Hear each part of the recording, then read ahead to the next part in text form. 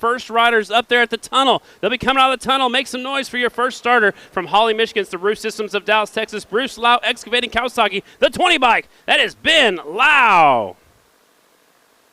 In the 12th starting spot from Indianapolis, Indiana, they call him the Freak of Nature, also on a Roof Systems Kawasaki, the 999, Kevin Stallings, but that's a different order than I got. Stallings not able to make it. Let's do that again. I got to give this guy some love. Up next is the 969 for Beaver Dam, Wisconsin. It's the DPC Racing Unlimited Kawasaki, 969, Morgan Mischler. Up next from Beaver Dam, Wisconsin, Racing Unlimited Hot Rods Kawasaki, the 30 bike, Brock Schwarzenbacher. In the 9th starting spot from Londonderry, New Hampshire, Black Hills Harley-Davidson Pro Beam XG750, the number 71 on the plates. They call him the Rocket, James Rispoli. In the 8th starting spot from Concord, California, it's the Baker Racing, Kieran Racing, Kawasaki, the number 11 bike, Andrew Luker. He's got his little boy right there. That is cool.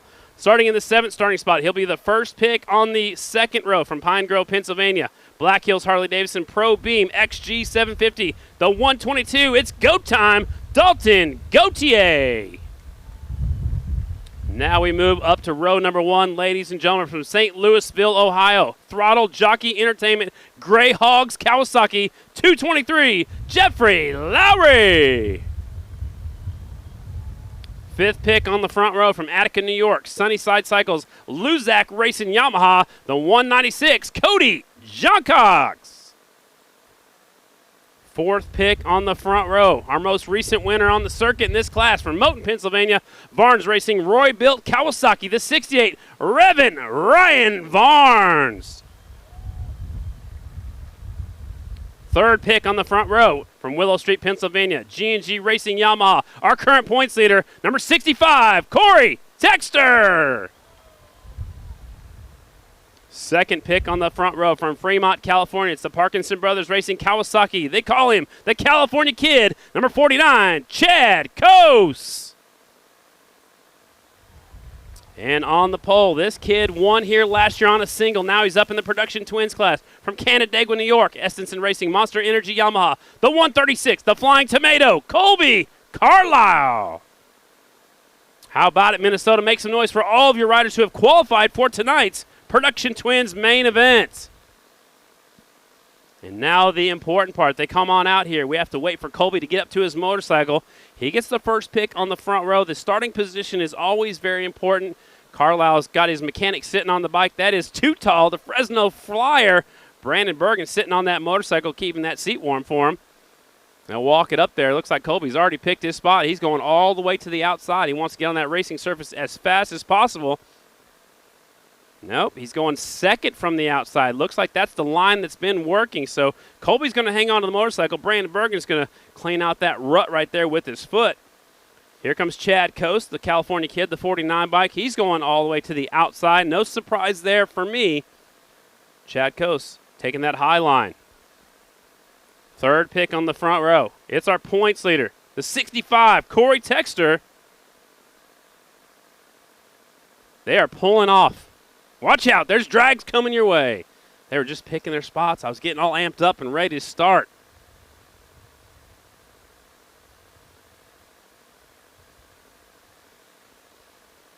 All right, so the drags are coming on by, and here comes the wheel packer at the back of the pack. So after they go by, maybe they'll send them out to get this thing started. They said they're ready to go.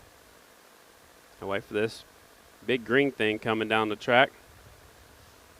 All right, how about Kristen Beach? She's down there with the Rocket. James Rispoli. Kristen, take it away. Yeah, I've got the Rocket down here with me now. Earlier in the day, you and Dalton Gauthier both told me that you were struggling a little bit with that XG750, but how do you guys plan to improve on it? And what is this track going to demand of you guys in this main event? Well, it's going to demand for us to go forward. We're starting on the 2nd row, and it's not ideal, but, we made some changes back at the camp, and, hopefully we can kind of do something here. It's going to be, this track's kind of open, so you kind of get locked in, but hopefully we can move forward. We need a good start and see if we can't put the XG further up front. Thank you so much, James. The Rocket, he's got a game plan in store. He's on the Black Hills Harley. James always waves to me up here in the booth. Man, that's cool. The Rocket Rispoli on the Black Hills Pro Beam XG 750. 71 on the plate. So we're looking for our points leader right now, Corey Texter. He's picking near the inside spot. Corey Texter, he's got that G&G Yamaha. He's picking spot number 2 on the inside. So Corey Texter pulls up to that second starting spot. Right beside him, looks like the 68 will be right there. That's Revan Ryan Barnes. He's waiting to take that inside spot away. Lining him up. Corey Texter throws the helmet on. He's getting ready to go to work. All right, these guys are racing for the rings, ladies and gentlemen. The 65, Corey Texter, he is our points leader. They are racing for the championship ring. Special thanks to TDFJ.com. Tommy Duma Fine Jewelers, the official jeweler of American Flat Track. Corey Texter, again, our points leader. He has 3 wins this season. He also has a second-place finish at Lima, a third at Williams Grove, 2 fourth-place finishes. He's been having a heck of a season. And speaking of Corey Texter, racing for the rings, our points leader, let's go down. Let's talk some racing with Corey with Kristen B. Yeah, Corey, I noticed that you chose one in from the very inside of this track, but something that I noticed furthermore, there's a nice, what we call rut almost leaving the starting line. Now, we call that in motocross. What do you call that, and why did you choose this line?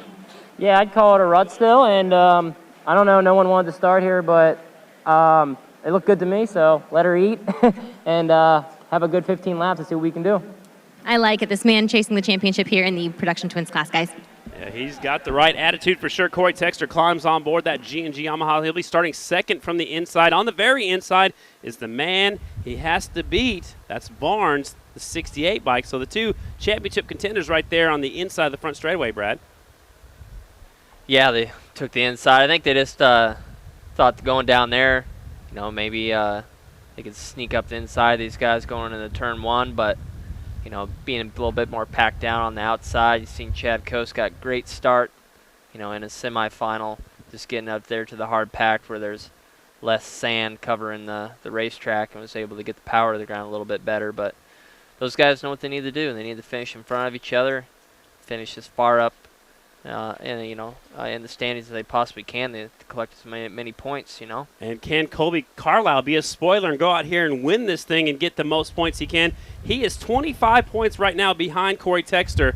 Again, it looks like only maybe 11 or 12 bikes are going to start, so not a lot of points can be made up right here. No, not a whole lot, but my money really is on Colby Carlisle right now. He's looking awesome, been looking awesome, and his times have been there all day. So I think he has what it takes to be able to bring this thing home. So Carlisle sitting third in the point standings again. He has 1 win this season. That was at the Springfield Mile 2. He got 4th at the last round at Williams Grove. And, of course, the winner at Williams Grove was Revan Ryan Barnes, who's on the very inside. You can see that his team is ready to rock and roll. He's got to go what he needs to do right now, again, for the championship, to keep the championship alive. The 68 needs to finish in front of the 65. We could crown a champion here in just a few moments, Brad. You realize that? 10 laps away, or 15 laps away. Yeah, it's pretty exciting, really exciting. I mean, this is what everybody works so hard for all through the off season, all through the race season. Comes down to these last 2 races. The tractor just pulled off the racetrack. Steve Moorhead has made his way back around. He had his wheel and lights flashing red on his mini bike right there, his little Honda.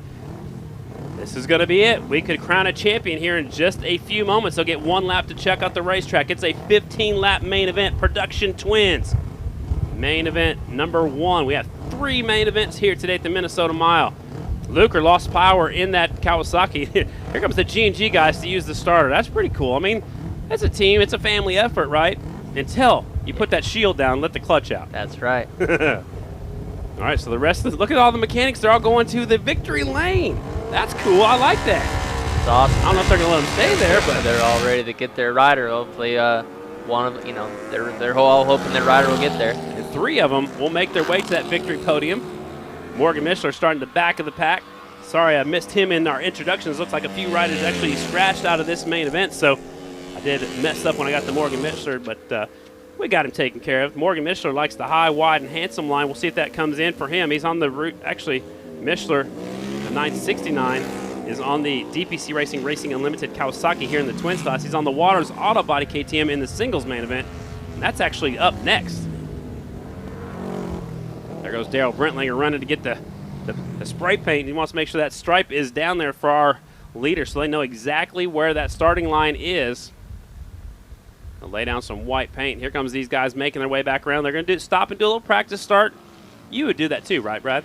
Oh, yeah, practice start's always important. I mean, these guys really, we all done plenty of starts, but these guys just got to do it just to get that jitters out, you know. It's like, okay, I got the feel of what I need to do for getting a good start.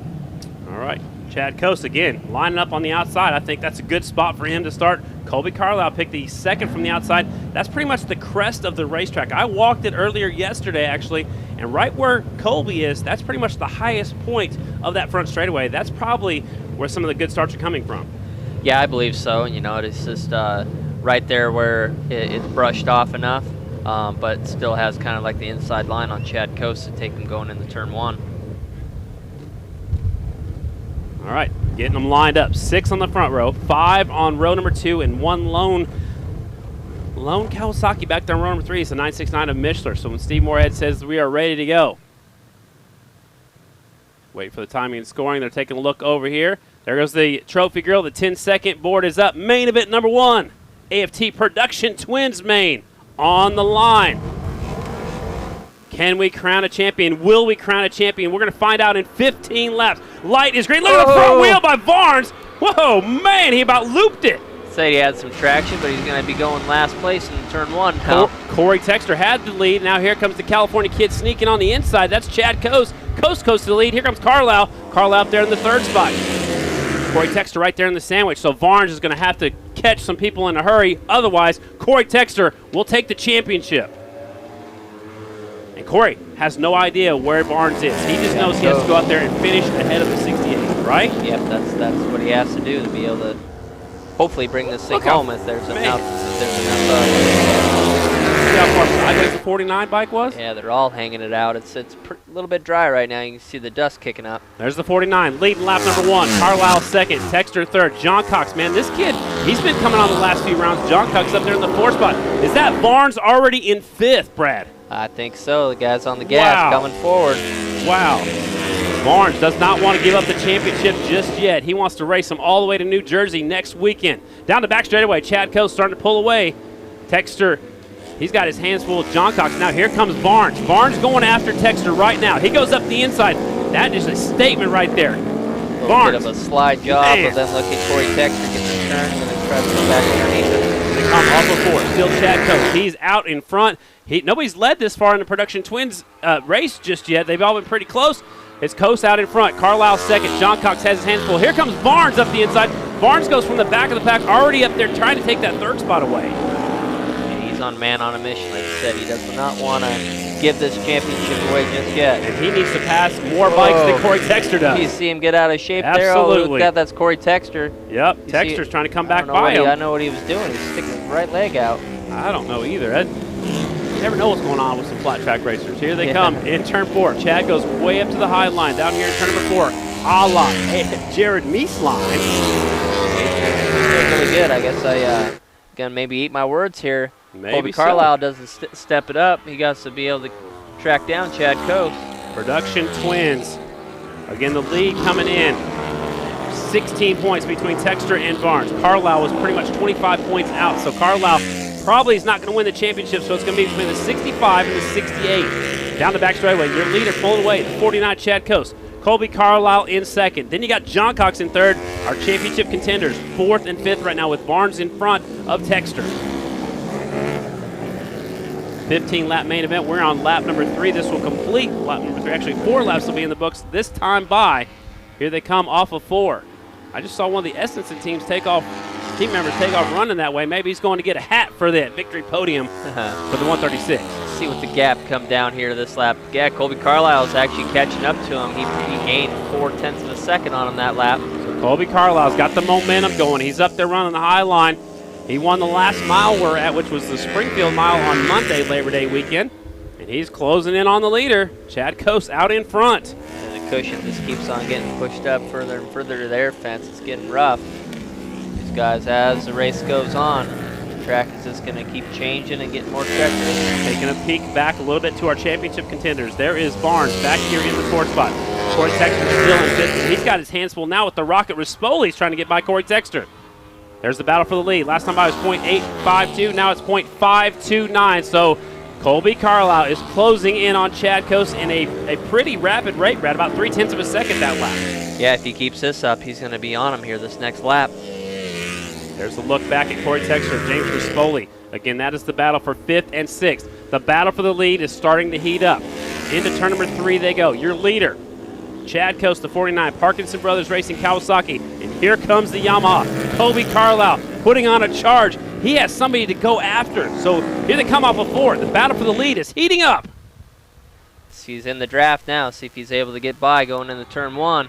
Maybe he wasn't quite ready to show his cards just yet. He gets back in line. He goes up. He's right there now, but now he's right in the spot where you're eating the roost. You know, it's like you really got to stay out of the line of the guy in front of you. If you get up above him in the middle of the corner, that's going to do nothing but slow you down. Colby's very fast in turn number 2. He's tracking him down the back straightaway. Will we have a pass for the lead going into 3? Not just yet.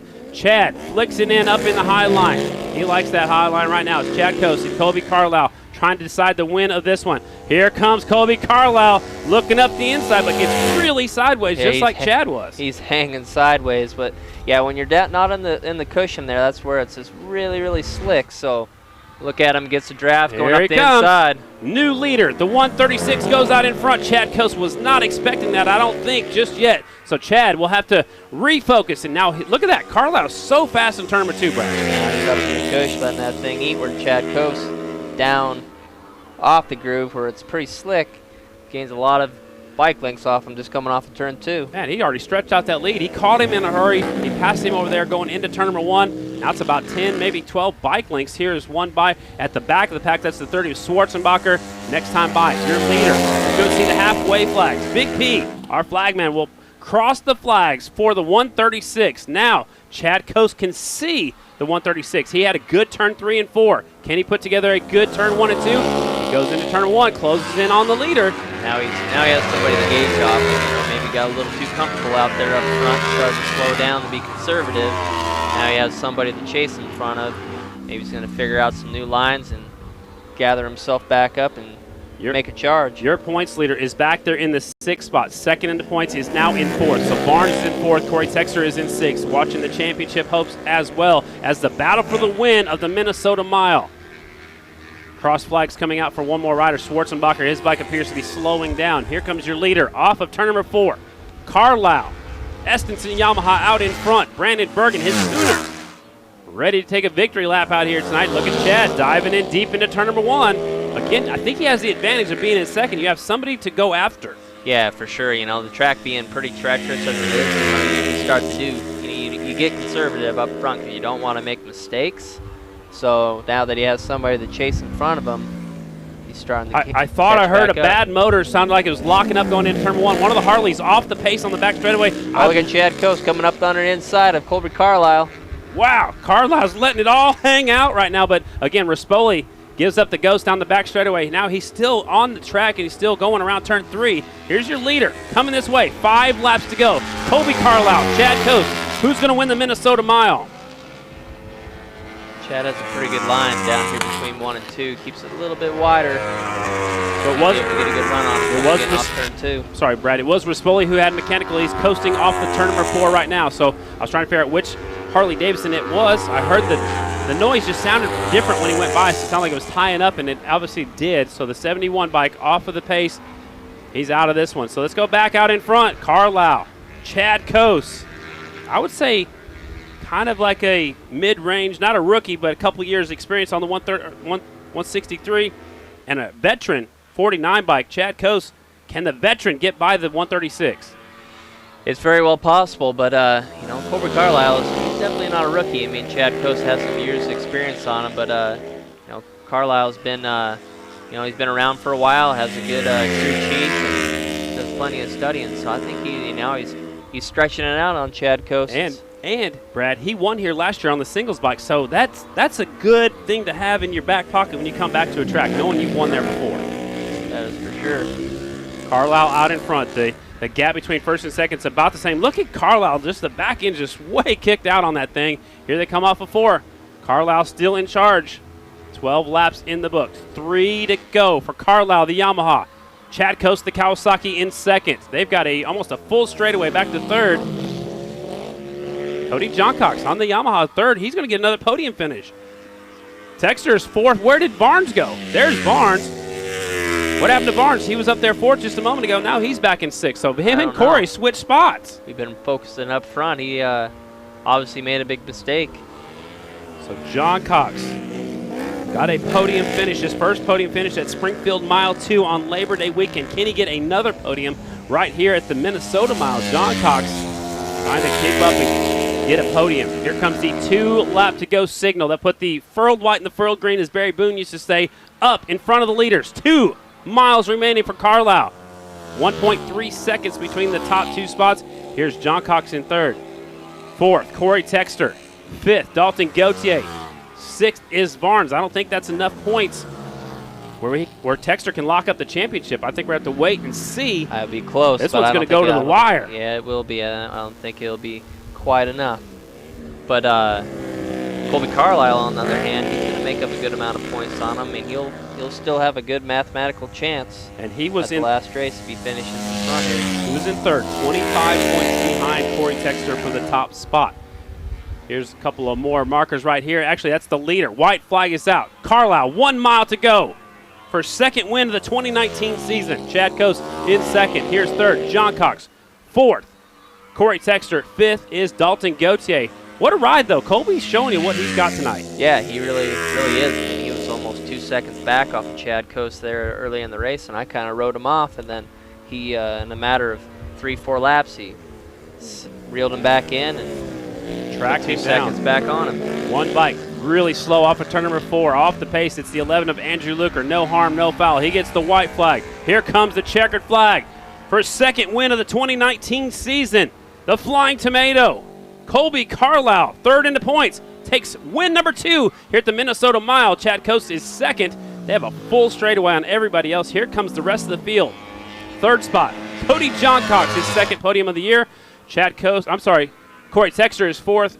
Dalton Gauthier fifth. Here comes Barnes, who's going backwards a little bit. He ends up in the 6th position. That bike off the pace for sure. Here comes 7th. 969, Morgan Mishler. A few more bikes to finish up. The 30 bike, Schwarzenbacher. 1 lap down, and there's the 223, Jeffrey Lowry, across the finish line. Ladies and gentlemen, second win of the season for the 136, Colby Carlisle. Here comes one more bike trying to finish. That's the 11 bike of Andrew Luker trying to take the checkered flag. He's still trying to finish up out here. Limping it along, got to finish. You can do it. Andrew Luker going to finish up right here. He'll take that checkered flag. There's the finish line. The 11, 9th place finish, but that's it. You got to go all the way to the finish line if you can. So look at this. Colby Carlisle stops over there, gets a hug from Brandon Bergen. Looks like Colby's dad climbs on the back of that motorcycle. Chad Coast gives a congratulations handshake right there. But that, oh, look, Tim Estenson's on the back also. They're going 3 wide. That's awesome. Well, Tim, was Dad's grew up hanging not on. too far from here. It was Fargo, North Dakota, and I think it's probably only 3 hours from here. There you go. Checkered flag going to your winner, Colby Carlisle, his dad right there, and Tim Estenson, who used to run number 136 back when he raced, gets a victory lap on the 136 motorcycle. Don't fall off that thing. Hang on to it. They get the best lap of the night. Cody Johncox has already made his way to that victory podium. Chad Coast has to go back-to-back. He's in the next race too, right? I was thinking that during that race. I mean, it's physical out there right now, folks. I mean, it's not an easy track to ride. I mean, I'm sure these guys a lot of times are not comfortable. When you're not comfortable, you're death gripping onto the bike, and you get arm pump. Everything gets tight and tense. And now he, just has a little bit of downtime. Both him, Dalton Gauthier, Morgan Mishler, and I think James Rispoli are probably Kevin Stallings. Stallings did not make. Yeah, Stallings is in the next one. He didn't start this Twins main, so he saved it for the next race. All right, so really the only riders in here would be Mishler, Gauthier, and Coase that have to do double duty. So, it's survival of the fittest now. Taking a look at the finishing order, Colby Carlisle leads lap 8 through lap 15. He leads 8 laps and wins tonight's Production Twins main event. Carlisle, your winner. Chad Coast is second. Cody Johncox third. Corey Texter is fourth. Dalton Gauthier is fifth on that number 122. Revan Ryan Barnes will finish up sixth. Morgan Mishler is seventh. Jeffrey Lowry eighth. Andrew Luker is ninth. Brock Schwarzenbacher credited with 10th. Ben Lau is credited with 11th. James Rispoli is 12th.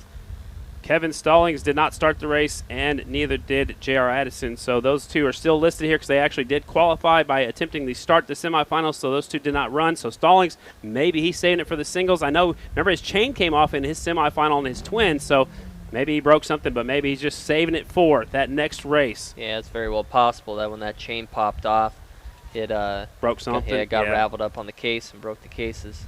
All right, looked like he got to keep going in that semifinal, but there's your winner. Gets a hug from his dad. We'll get him down here. The winning bike will stop and talk to Kristen Beat with NBCSN. Catch all the racing action from the American Flat Track Series on NBCSN every week. Check your local listings for times on NBCSN. They actually played Williams Grove was actually on earlier today, right?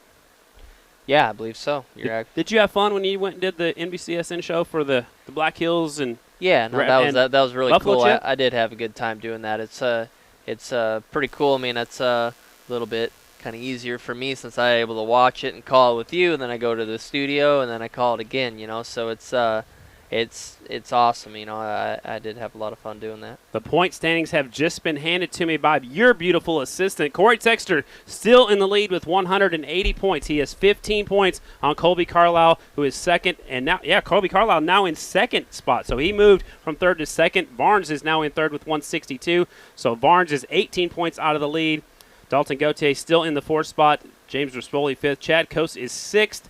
J.R. Addison still currently seventh. Cody Johncox with another podium moves all the way up to the eighth spot. Ben Lau is ninth. Kevin Stallings, again, who didn't race that one, he is 10th in the point standings. Andrew Luker, Jordan Harris, Cale Kolkman, Ender Bitson, Jeffrey Lowry, Morgan Mishler, 16th. Tristan Avery, Jeremiah Duffy, Damon Coca, and Dan Lowther rounds out your top 20. So this championship's going all the way to New Jersey. Yeah, it really could. I mean, he gained 10 points on him here tonight. So that means if Colby Carlisle wins Meadowlands, then that means Texter would have to finish like 5th or 6th.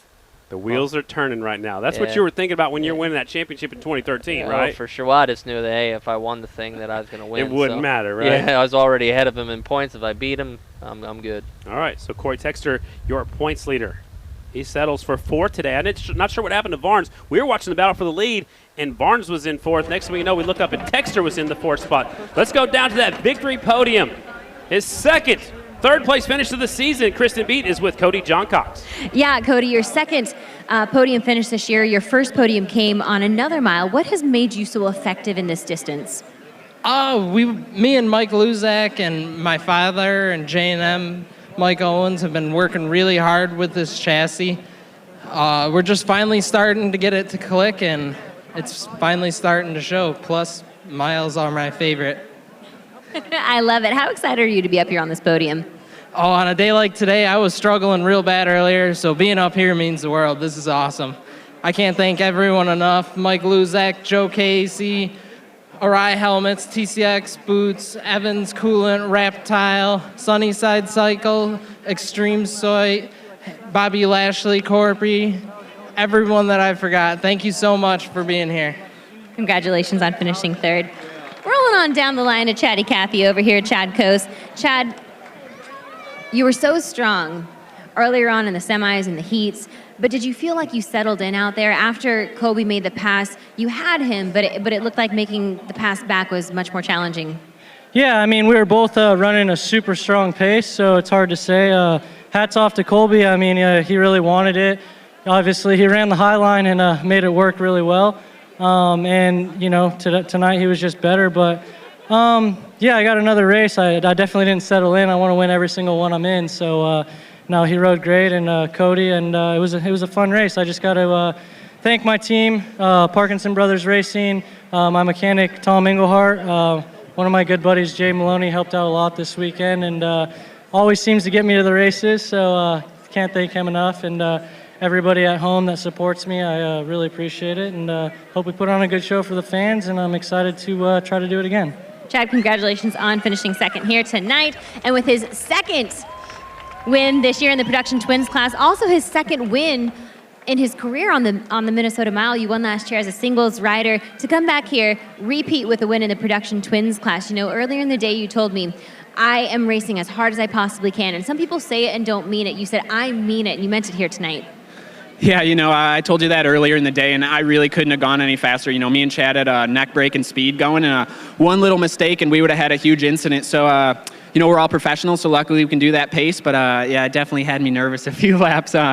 You know, I just can't thank my team enough. Brandon and Ken, they put so much work into my machine. And, you know, just like Chad said, there's a few times through 1 and 2, that thing would work so good, I'd drop him, you know, 10 bike lengths. So, yeah, I just got to thank those guys. You know, I can't come out here and do anything to thank them better than win, so that's what I did today. And I just can't thank my whole team, Essenson Racing, Monster Energy, Yamalube, Yamaha, S&S Utility Trailers, WPS Fly Racing, Light Shoe, Rye Helmets, Flying Pilot. My mom and dad, they're at home right now. I wish you guys could have been here to see this one. This one's for you guys. Thank you. Let's give it up for the man himself, Colby Carlisle, taking the win in the Production Twins class. Scotty? Congratulations, Colby Carlisle, second win of the season, ladies and gentlemen. He's won on 2 miles this year, and like Kristen said, he won here last year on the singles class. And Chad Coase, he's still on that victory podium. They got to do the trophy presentation right now. That's what's going on down there on the racetrack. Those are some beautiful trophies. Look at that. Those are like a Viking helmet, man. Those things are really neat down there. This is the first main event, the Production Twins main event from the Law Tigers. Mike Allenmang handing out the trophies down there. Look at those things. Those are awesome. Probably my favorite trophy of the season so far. Those are really cool. Man. I wish they were actually just a helmet they could wear. Yeah, they could put that on, and Chad Coase could race in that one in the next race. There's Tim Essenson getting the team trophy award as well. So, again, Chad Coase has to go back-to-back. A few of the other riders do as well, so they're already making their way down there in the tunnel. And a lot of the fans are already down there. They're ready to be on TV. So as soon as the hat dance is done, we'll get into the starting lineup from the Roof Systems AFT Singles, presented by Russ Brown Motorcycle Attorneys. The next race is 15 laps. We've got 17 bikes going to make the start of this one. One rider using a provisional start. We'll get to that in just a moment when this victory celebration is done. Don't forget the pits will be open after we get done with our 25-lap Grand National main event. You can go down there and meet your favorite rider if you didn't get to do so in the open paddock area. You can do it again after today's races. Stop by the American Flat Tracker Clothing Company. Get that Minnesota Mile t-shirt. They've got long sleeves. They've got hoodies. And, man, that shirt is really cool. I'm going to have to get one. If they're not all gone, I'm going to have to get one after the races. That's right. Let's do it. All right, so just a moment. After the hat dance is done down here on the victory podium, we'll get into our starting lineup here in just a second. Some of these riders going back-to-back, Brad. I mean, we had 6 of them that were running both classes, but just a few of them made both main events. Yeah, it's difficult. I mean, you got to loosen up. You got to get hydrated again. I mean, and just, man, the difference between riding a twin and a custom dirt track chassis to a 450 and just a production chassis. I mean, it's like hopping out of a pickup truck and getting in a little car. You know, it's a totally different feeling. So I mean, you hop back on that bike and, you know, it might take you a lap or so to kind of get yourself comfortable again. Which one's the pickup and which one's the car? I'd say the pickup would be the twin and the car would be the 450. All right. But they're just, you know, just the way they sit, the way, you know, the bars, the foot pegs, you know, they're just totally different. Back when I was, you know, racing both the first year that they did like provisionals for singles riders to get some experience in the twins with 2010. And I'd hop off a 450 and then hop on an XR 750, and the shifting, well, on a 450 be on the left side, one down, the rest up, and then on XR it's one up, the rest down on the opposite side. So I mean, you get mixed up pretty easily. So coming into tonight's event with the points lead, 122, Dalton Gauthier. He has a 15-point lead over Dan Bromley, who is second in the point standings. And looks like 36 points back is Mikey Rush. So I think the championship will be decided between the 122 and the one bike here in the singles class. Yeah, it definitely will. I mean, Dan Bromley knows that he has to finish in front of him to really keep his championship alive, but at least finish close to him to bring it to the last race. Chad was trying not to get the champagne all over him because he has to go again. Yeah, he has to put his helmet back on. He has to put his gloves back on, and he has to go back to work. So he's reaching over there, grabbing his goodies, and then he'll go down into the tunnel for our starting lineup.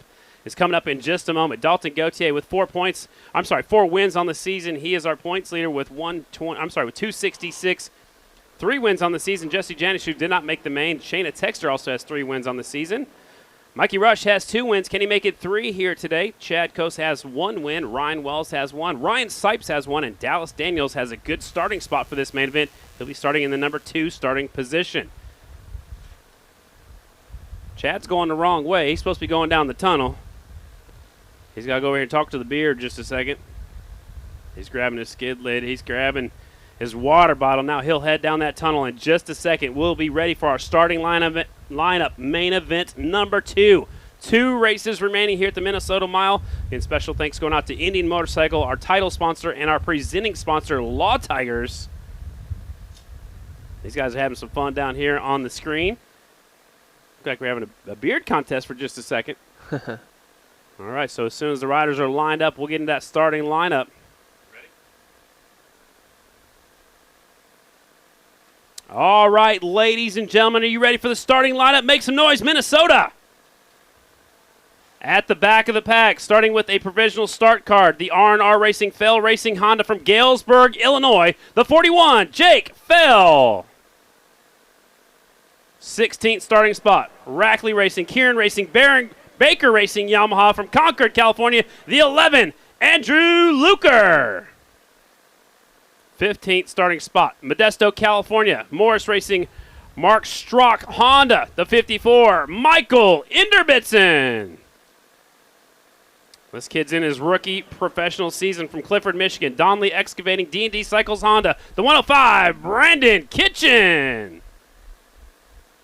13th starting spot from Marysville, Ohio, Hart Family Racing Husqvarna, the 66, Drew Hart. First pick back here on row number 3 from Kundu, Australia, Kawasaki Motors, Shoei Australia entry, the 18 bike, that's Max Killer Whale. Row number 2, the 11th pick on the grid from Indianapolis, Indiana, Roost Systems of Dallas, Texas, Motion Pro Honda, the 99, the freak of nature, Kevin Stallings. Starting 10th from Warrington, Pennsylvania, Red Bull, factory Red Bull KTM rider with support from Roost Systems of Dallas, Texas, our defending Grand National champion, number 1 on the plate, Dan Bromley. Starting 9th all the way from Doncaster, England, Roost Systems of Dallas, Texas, Yamaha, the 24, Oliver Brindley. 8th starter from Beaver Dam, Wisconsin, it's the Waters Auto Body Racing KTM, number 69, Morgan Mischler. First pick on row number 2 from Willow Street, Pennsylvania, the factory Red Bull KTM factory rider with support from Roost Systems of Dallas, Texas, the only female to win in Grand National competition, the 52, Shayna Texter. Now we move up to the front row, ladies and gentlemen. Our points leader has the last pick on the front row from Pine Grove, Pennsylvania, D&D Cycles, Gobert Smash Husqvarna on the backup motorcycle, 122, Dalton Go Time Gautier.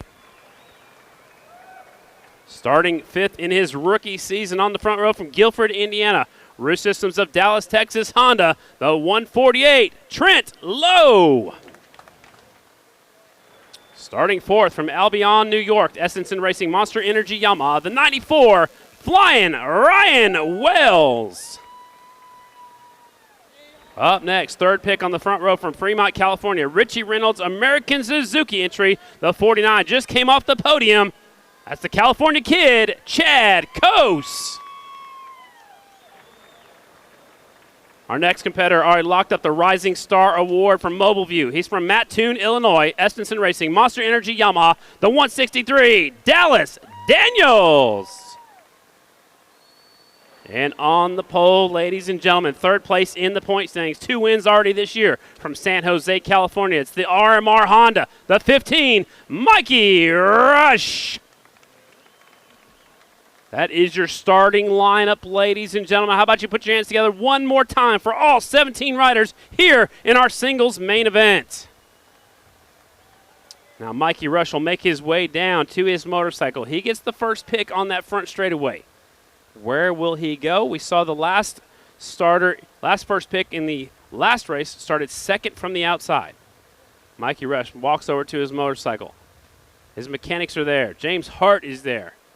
strapping on his helmet. Where is he going to start? Brad, he gets the first pick. Where's he going to start? I would either be complete outside or second to the inside. I really don't think that there's a really too much of a preference more over either one of those, but starting up there, being on where the race groove is, to be able to be out. It's just all the marbles, all the sand is wore off up there, so there's a lot more grip. So he does take the very outside. I think everybody's just going to go one on in from him on the way down. I think that's probably the better call. So Rush goes to the outside, the 15 bike. Look at this. Dallas Daniels goes right in the middle. Dallas Daniels has got the Essence and Yamaha guys out there. His dad's out there, actually. That's Nick Daniels. Used to be national number 32. Here's the 49 pulling up second to the outside. The California kid, Chad Coast. We've watched these two, Chad and Mikey Rush. It seemed like they were in both their qualifying races were together. In practice, they were together. They're lined up right beside each other. Yeah, they definitely are comfortable riding with each other by now, that's for sure. But this singles, man, it's going to be the best race of the night. I just know it. These guys have been going at it all night in both semis. 94. Now they're all together. 94 is trying to slide up in between Chad Coast and the 163. Yeah, now they're. Dallas ain't going to move. He's already got that spot, but I don't think Chad's going to move either. So is there a hole right there or not? I mean, there kind of is. I mean, it's going to be tight between them. Somebody's either going to have to move over a little bit because not everybody's going to fit on the line, I don't think. So it looks like Wells is going to go further towards the inside. So Dallas held his ground. He's earned that starting spot. Here comes the 148, Trent Lowe. That's Sam Lowe, his dad right there, his mechanic. Now where's Gautier going to fit himself in? That's what I was thinking. I mean, yeah. I know what it's like. You want to spread yourself apart, when you're right elbow to elbow to somebody. If you just get a little sideways, it messes you up. But I think the only spot he's going to have is spot number 2. Those guys aren't going to move over for you, I don't think, Dalton. Oh, he's going to try to make it happen. Yeah, just go elbow in between them and make him scoot over. Yeah. Nick Daniels turned his back to him. Yeah, no, sir. Not happening, buddy. Not happening. I'm bigger than you. Well, now he's going to come on up there. All right, so Dalton will take that third from the outside spot. He is our points leader, the 122, Dalton Gautier, and he is racing for the rings, ladies and gentlemen. He's our AFT singles points leader. Racing for the rings, a beautiful custom design ring from Tommy Duma Fine Jewelers. Go ahead. You got to think about it. These guys are going to do a sighting lap as well. So when they all come up one by one, they get to kind of shuffle themselves into a little bit better spot. So I always try to get up to the starting line first. Like, hey, this is my spot. Right. Everybody else can shuffle in around. Again, these guys racing for the championship rings. 122. Dalton Gautier. He is trying to lock up the championship here today. 122. There he is. Look how tight that is. He's right in between the 49 and the 163. Their handlebars. There's no way he can't line up like that, but they make one lap. They're all going to have to scoot over just a little bit. So Dalton Gautier, again, racing for the championship. What do you think they're saying to each other? It seemed like Nick Daniels didn't want Dallas Daniels to move. Dalton Gautier, he's like, I'm coming in here. There's a big opening over there between Lowe and Daniels. Why do they all want near the outside? I mean, I'd much rather be on the outside than the inside because that's where it's, it's brushed off to where And now Steve Moorhead's involved down there, so they're trying to get them all on that front row. Well, I mean, they're going to take off for the sighting lap, and then, that's where you got to start. I mean, nobody wants to be handlebar to handlebars, so. Row 2, outside. Look at this. Shayna Texter. Chris Fillmore is down there with the Factory Red Bull KTM. They're talking things over right now. Shayna's been getting some bad starts, so she needs to get a good start and get up front with these leaders and not let them sneak away. Yeah, she's been a little bit aggressive, letting the clutch out. If you got to be very, very finesse the clutch out, and she's been lighting the rear tire up, and that's just being a little too aggressive on letting the clutch out. But her teammate, Dan Robley, he's been getting great starts and being way down on the inside. I think he plans, yeah, you got that, Dan. I think he plans on going underneath everybody and stealing the show into turn 1. All right, Kristen Beats down there. She's in between row number 1 and row number 2. I think she's got a race report on our points leader. Kristen, what do you got for us? Yeah, as we turn around this way, and turn our attention to Dalton Gauthier. We're going to actually get out of the way really quick. But Dalton Gauthier has that innate talent. We've talked about it all season long. I asked him, what gives you that edge? He said, I feel at home when I'm racing. I feel at home when I'm on the bike.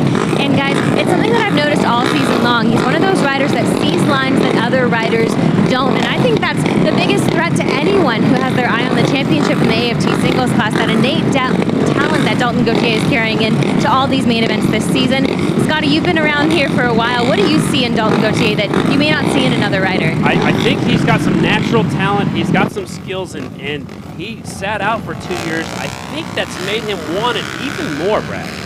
Yeah, for sure. I think he just maybe needed that little bit of time to find himself and figure out exactly what he wanted to do. And now that he's come back, he's hungry as ever. But back to him just playing all the fine lines and being able to set people up. His racecraft is great. And like I said, finding those lines, he's good at it. He's good at just visualizing the racetrack. I mean, he's even going around on this sighting lap. These guys haven't seen. Well, he actually has seen this racetrack. So that's a little bit of the Production Twins riders that have been out there in the Production Twins. They do have a little bit of advantage because they know what the racetrack's like right now. So a lot of these guys on the sighting lap, they're really just visualizing, looking at the track and trying to think, okay, where's the line going to be? So a couple of them don't know where the line is, but a couple of them have a good advantage. Chad Coase, again, he is starting third pick on the front row. He was just out there and just finished third in the Production Twins, man. He knows where the holes are. He knows where the ruts are. He does. It is a little bit of an advantage. The only other thing is when it gets towards the end of this race, his tongue's going to be dragging. Yeah, will he have the stamina to be able to push those last couple laps? Rush goes all the way to the outside. They have to line up between those two hash marks, and he goes all the way to the outside. Chad Coase lines up right there. Here comes the 122. Dallas Daniels looks like they got more room this time, so a little bit different than it was just a moment ago. That was a little bit of a head game possibly. Now Wells is scooting over just a little bit. So the Estenson Yamahas lining up right beside each other. Are there any team orders with those two, or is that out the window right now? Because they're both in the main, they're both on the front row. Yeah, they're both, they're teammates, but now it's, there's just another racer out there. They're both really not in the championship hunt. It's everybody for themselves. All right, here we go. 4 rows with motorcycles, 6 on the front, 5 in row 2, 5 in row 3, and our provisional starter on the back row. Red flag is out. That's Dalton Gauthier. He just jumped the start. Oh, no. And he is on that B bike. That's his backup motorcycle. That is our points leader, ladies and gentlemen. He goes back to the 4th row. That's going to be an interesting one. Look at him jam on the brakes and whip it around. Just look at this. They're putting Lowe back there as well. Yeah. Lowe was actually the first one to go. They need to put 122 near the outside, don't they? Yeah, that's what they usually should. And I mean, if I was Gauthier, I'd actually want to start out there because I'd plan to go just around everybody going to the turn 1. Maybe he's planning to start and go on the inside. Here we go. 2 bikes on the back. Your points leader on the 4th row. He's done it before. Can he do it again? Wells gets a good shot. Chad Coase gets a good stop. Here comes the 15 around the outside. Can he lead into the first corner? They're 3 wide still in the first corner. Coase in the sandwich. Yeah, Gauthier didn't get really a good start back there either. I wouldn't really start on the outside. He got pushed off there on the inside. Rush takes him off of turn 2 down the back straight. Here comes Coase in the 2 spot. One of the Estenson Yamahas right there in 3rd. Here comes one of the Kawasaki's working his way towards the front. Bromley's up there in the 4th spot now. It looks like the 163 of Dallas Daniels up there in 5th. They go into turn number 3. Look at all these motorcycles. They're scattered around, but look at Rush. He's already got a pretty demanding team coming up to the 4. And that is the Production Twins, though, also. Oh, no, that was Chad Coase. Yeah, Rush, you said Rush has the lead of this one. I'm sorry.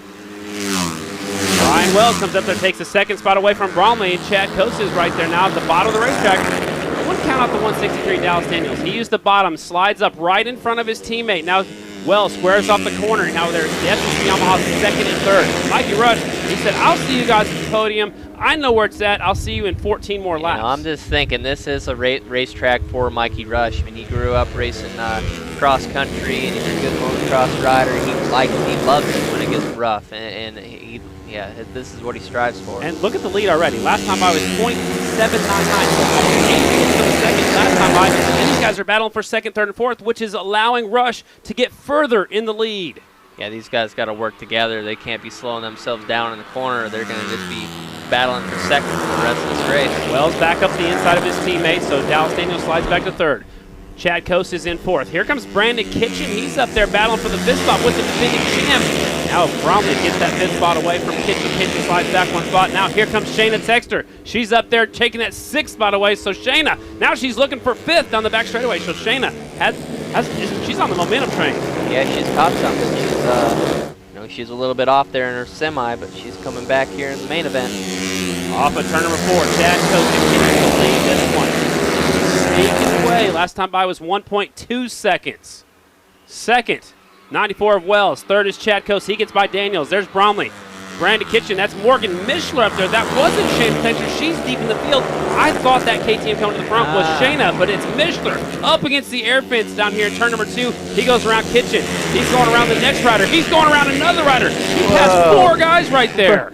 Right up against the hay bales. He doesn't care about hay bales. No. Morgan Mishler. I thought that was Shayna Texter. Now he goes by Dallas Daniels. Mishler up to the 4th spot, Brett. Man on a mission right now. Mr. High, Wide, and Handsome himself is up against the hay bale. He's in 3rd place. Morgan Mishler coming to the front. Here they come off of 4. It is still Mikey Rush. Oh, watch out. Looks like they touch. Mishler looks over his shoulder. Chad Coast splits the envelope right there. Yeah, they're elbow to elbow. 3 wide going into turn 1. I'm pretty sure they touched coming off of turn number 4. Mishler looked over his shoulder and wanted to know who it was. Here comes the other Estenson Yamaha on the bottom of the racetrack. Mishler still up there in the Jared Meese line. He's trying to go around the outside, which is harder to do on these 450s. Got to keep that momentum going.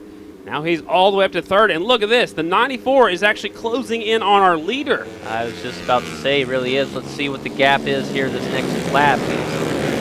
Look at that. 0.9 of a second by this last lap. Let's see if he's closing it up. And I'm not sure if Rush made a mistake or Ryan Logan actually really fast lap. He's closing it up. He's right there now. Yep. Look at the battle for 3rd through the rest of the field, man. It's a dogfight. Across the start-finish line, Mishler's got his hands full. Dallas Daniels on the inside. In the middle is the 49 of Coast. Up to the high side, the 69 bike. Last time by was 0.8. Now it's 0.5 seconds. And it looks like it's closing. Closing in turn number 2. Look at Mishler around the outside again. He goes to the 3rd place, going all the way around the outside. You know, if that kid would ever get a good start, he wouldn't have to pass all these people. For sure. He always has to pass people. He's got one of the Estenson Yamahas on the inside of him now. Now he drops to the bottom of the racetrack. He wants to see where they're running this time by. The lead has evaporated. It is gone. Mikey Rush is going to have his hands full. Just a second. Here comes the 94, Estenson Yamaha. Can Estenson Yamahas win 2 main events back-to-back? It's very well possible. He's getting really close to it. Brandon Kitchen gets by Dallas Daniels and takes the 3rd spot away. This rookie, he's worked his way up there looking for a 3rd place finish. And it's really cool to see Brandon Kitchen getting his stride again. You know, he started off a little bit slow at the beginning of the year, had a bunch of crashes, and this kind of took the wind out of his sails for a while, but now he's finding his confidence and finding his speed again. It's awesome to see. Mikey Rush getting ready to have some company. Ryan Wells has caught up to the leader. Look at Ryan Wells looking over his shoulder. All right, buddy, you got plenty of room. Focus on moving forward. Now he knows where he's at. Now go after the leader. Here they come off of 4. Rush by about maybe 5 bike lengths back to Wells. They've got a big gap back to Dallas Daniels. Brandon Kitchen. 122. Gautier is already up there to the 6th spot now. He's bringing him down, doing what he has to do. Mishler's not giving up on the high line. Him and Kitchen must have made a mistake because they both went backwards a little bit. Now here comes Mishler back around the outside, closing up. Down the back straightaway, battle for the lead is on. 3rd place is by himself. Now he's got 4th and 5th, closing up on him going into turn number 3. Out front, Mikey Rush, Ryan Wells. Wells sneaking a peek on the inside. Mikey Rush gonna have some company. Ryan Wells is just getting it slowed down and rolling to the center. It's getting really rough up top in 3 and 4. Wells is just using a little bit more of a smooth line. See if he's going to use the draft to go around the outside. Halfway flags are out. We're halfway through main event number 2. AFT singles. Chad Coast has lost a couple more positions on that Suzuki. Maybe he's running over his tongue right now, Brett. He very well could be, man. This is a physical racetrack. Off for turn number 2, down the back straightaway. Mikey Rush. Now he knows Wells is there. Now he's picking it up a little bit. About 5 bike lengths between 1st and 2nd. They've got a pretty big distance back to 3rd, who's got about a few bike lengths back to 4th, 5th, and 6th. Brandon Kitchen, man, he's up there, and he wants to get on that podium. He was 4th last time by. He's in about the 5th spot now. Yeah, it'd be awesome to see Brandon Kitchen get his first podium finish. He deserves it. He's definitely been putting his head down, getting better. Here is the battle for the lead. 94, sneaking a peek on the inside. Estenson Yamaha to the front, ladies and gentlemen. Yeah, Ryan Wells putting his head down. Wasn't quite able to get past him going to the start-finish line that time. Let's see if he's able to hold the lead now, though. Gautier all the way up to 4th place, and he's working on Dallas Daniels. He wants a podium finish. He's trying to win the championship. His championship contender is Dan Bromley, who is way back in 9th place. That's quite a few points. There's a 15-point advantage coming in. That could be enough to be able to seal it up tonight as Dan Bromley pushes back any further. Look at this. Wells is kind of breaking away already from Mikey Rush. Yeah, he really is. They've got a bit of a He gap. has a lot more smoother of a line through the corner. Kind of going a little bit lower, not getting up to the cushion and bouncing around really much. Bromley way back in the 9th spot. Your championship point leader is working his way up to 4th. Now he's got his hands full. Here comes Trent Lowe, who also jumped the start. He goes by Gautier. Remember, Lowe jumped the start and came from the back with Gautier. Now he gets back by him. That's impressive. Both of them worked their way forward. You're both looking great earlier on.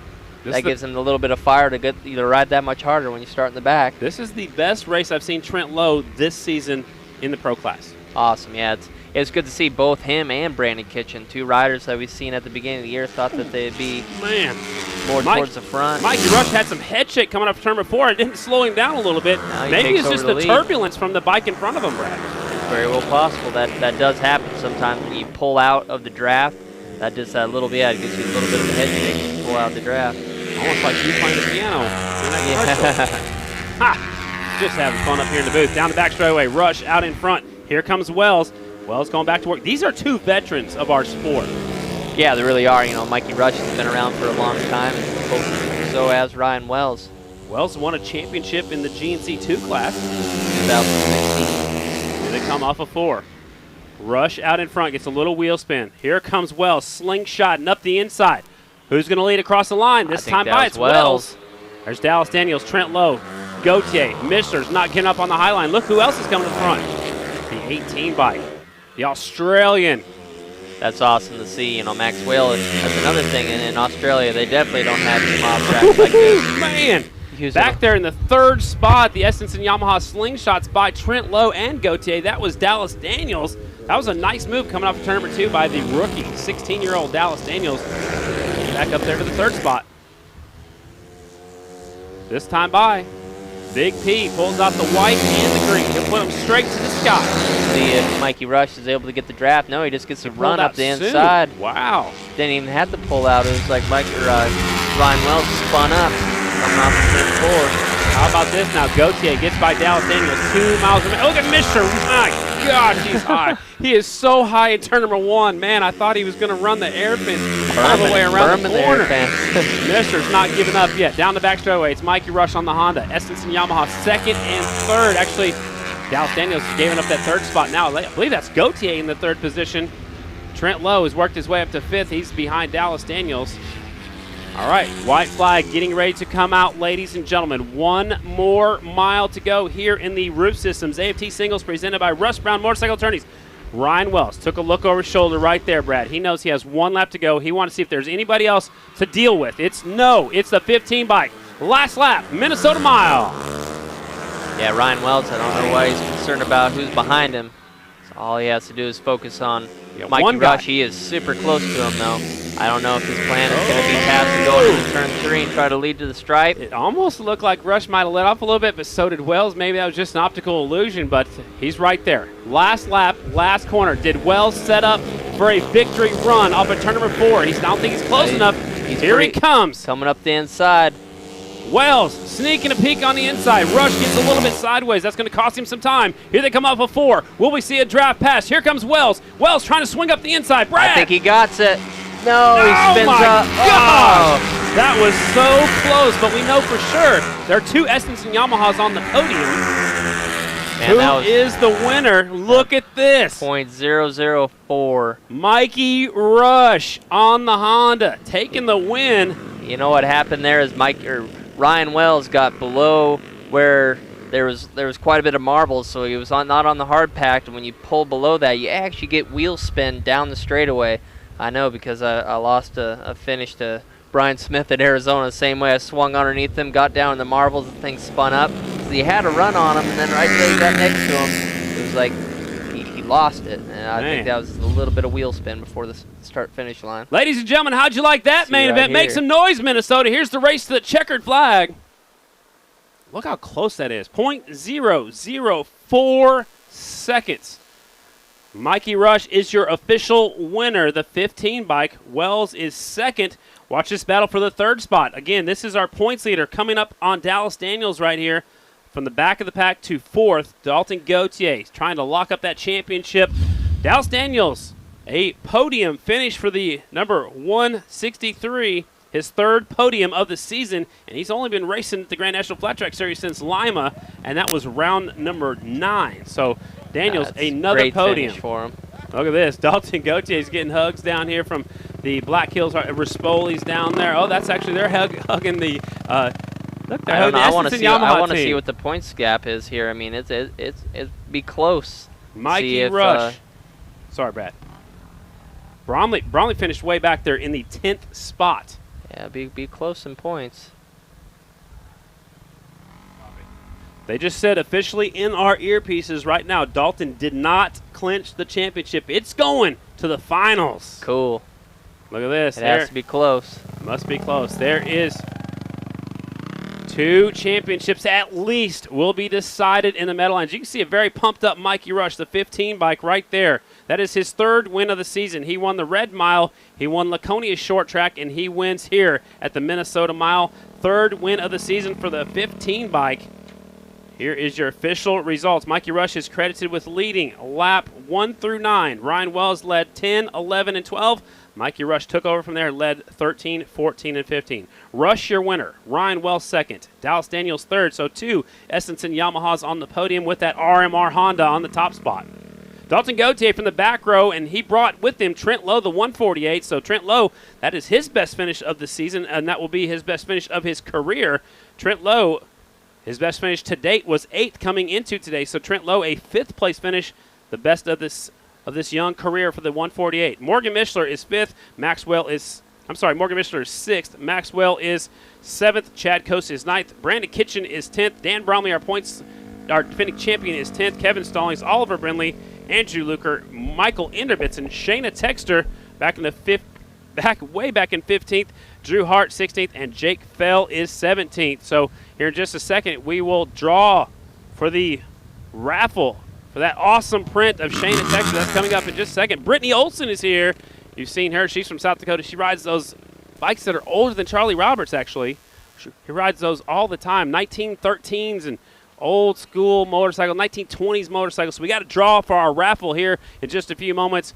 Kristen Beat will talk to the winner first for NBCSN, and then we will talk to the top 3 on the podium. The points just came firing off the printer right now. Your points leader going into that final round, Dalton Gauthier, 281.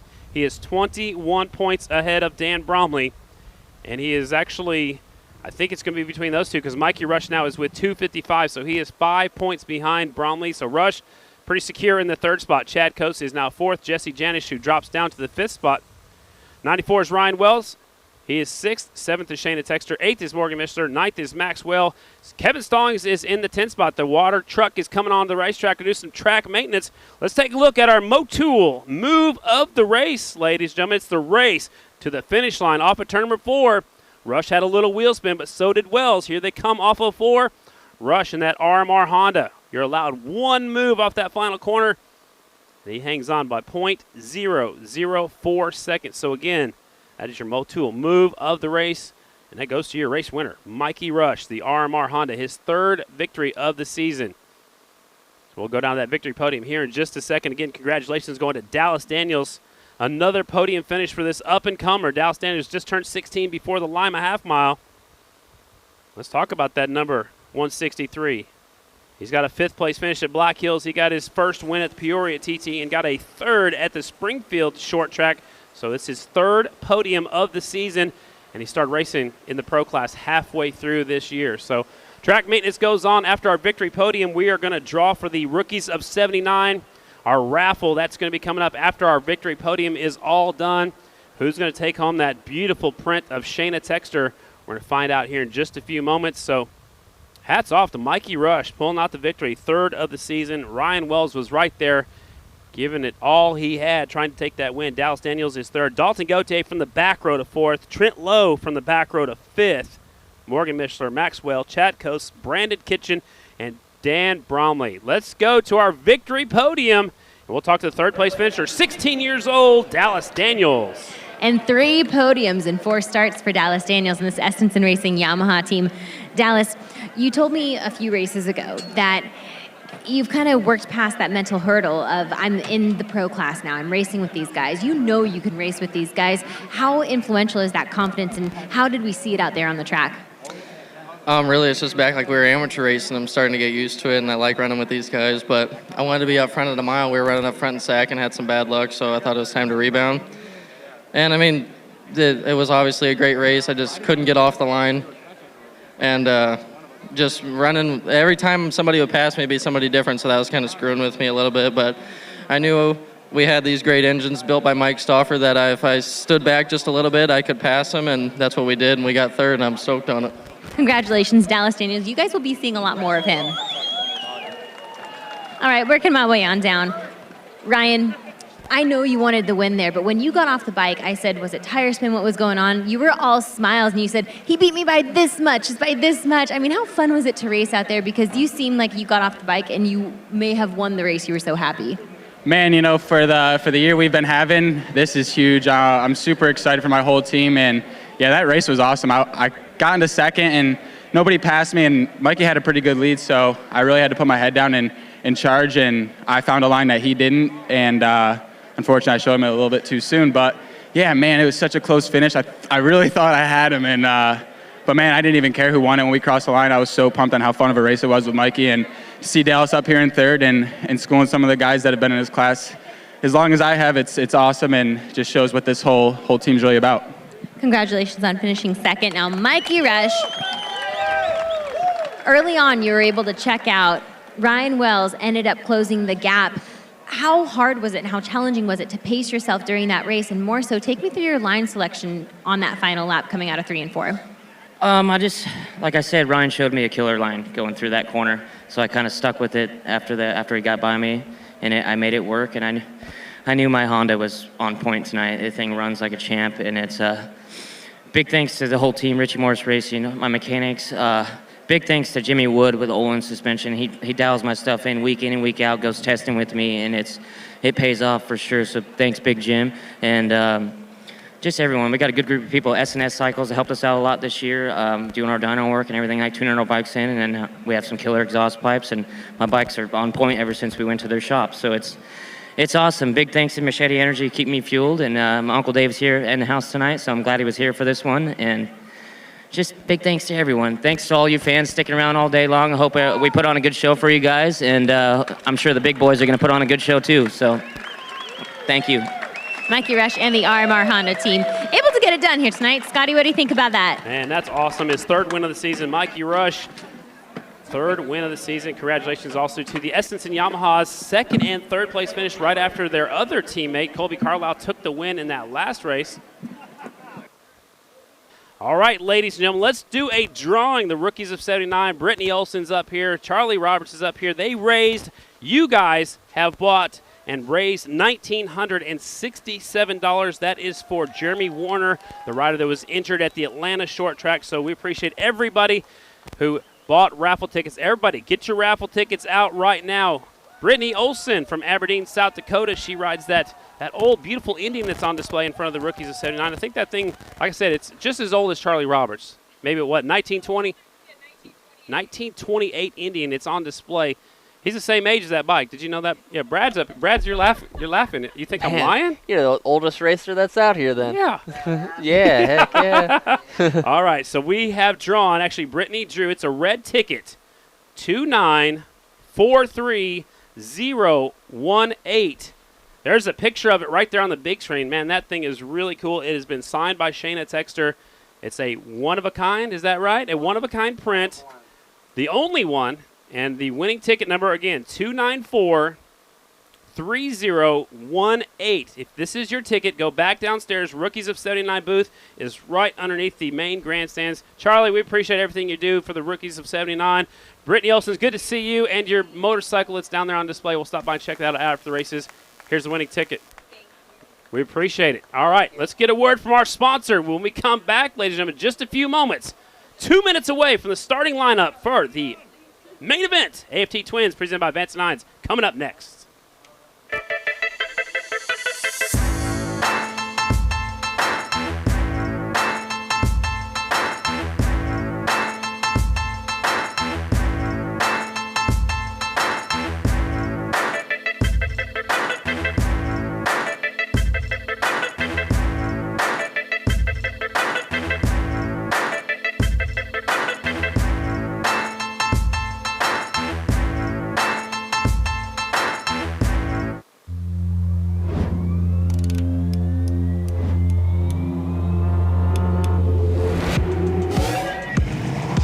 Black track motorcycle racing. Just to recall what it was like in the beginning, let us take a quick look back at the turn of the century. It takes stout lads like them to go for this kind of competition. It's trials like this that have made the two-wheel little giant the tough piece of mechanism it is today. Take a look at this motorcycle. Each of today's races draws large crowds from all over the country. It's a revolution. Testing and bettering, testing and perfecting. Right up, cowboy. The wave of the future. You got a good start anyway. Yeah, and we'll see how hot I was the whole time. Every chance I get to race, I enjoy it. What will you do? How hard are you willing to go? Will you let fear win? Or will you rise? Big one for Jeremy. And find victory. Shayna Hexter takes the win. It changes the way we look at racing.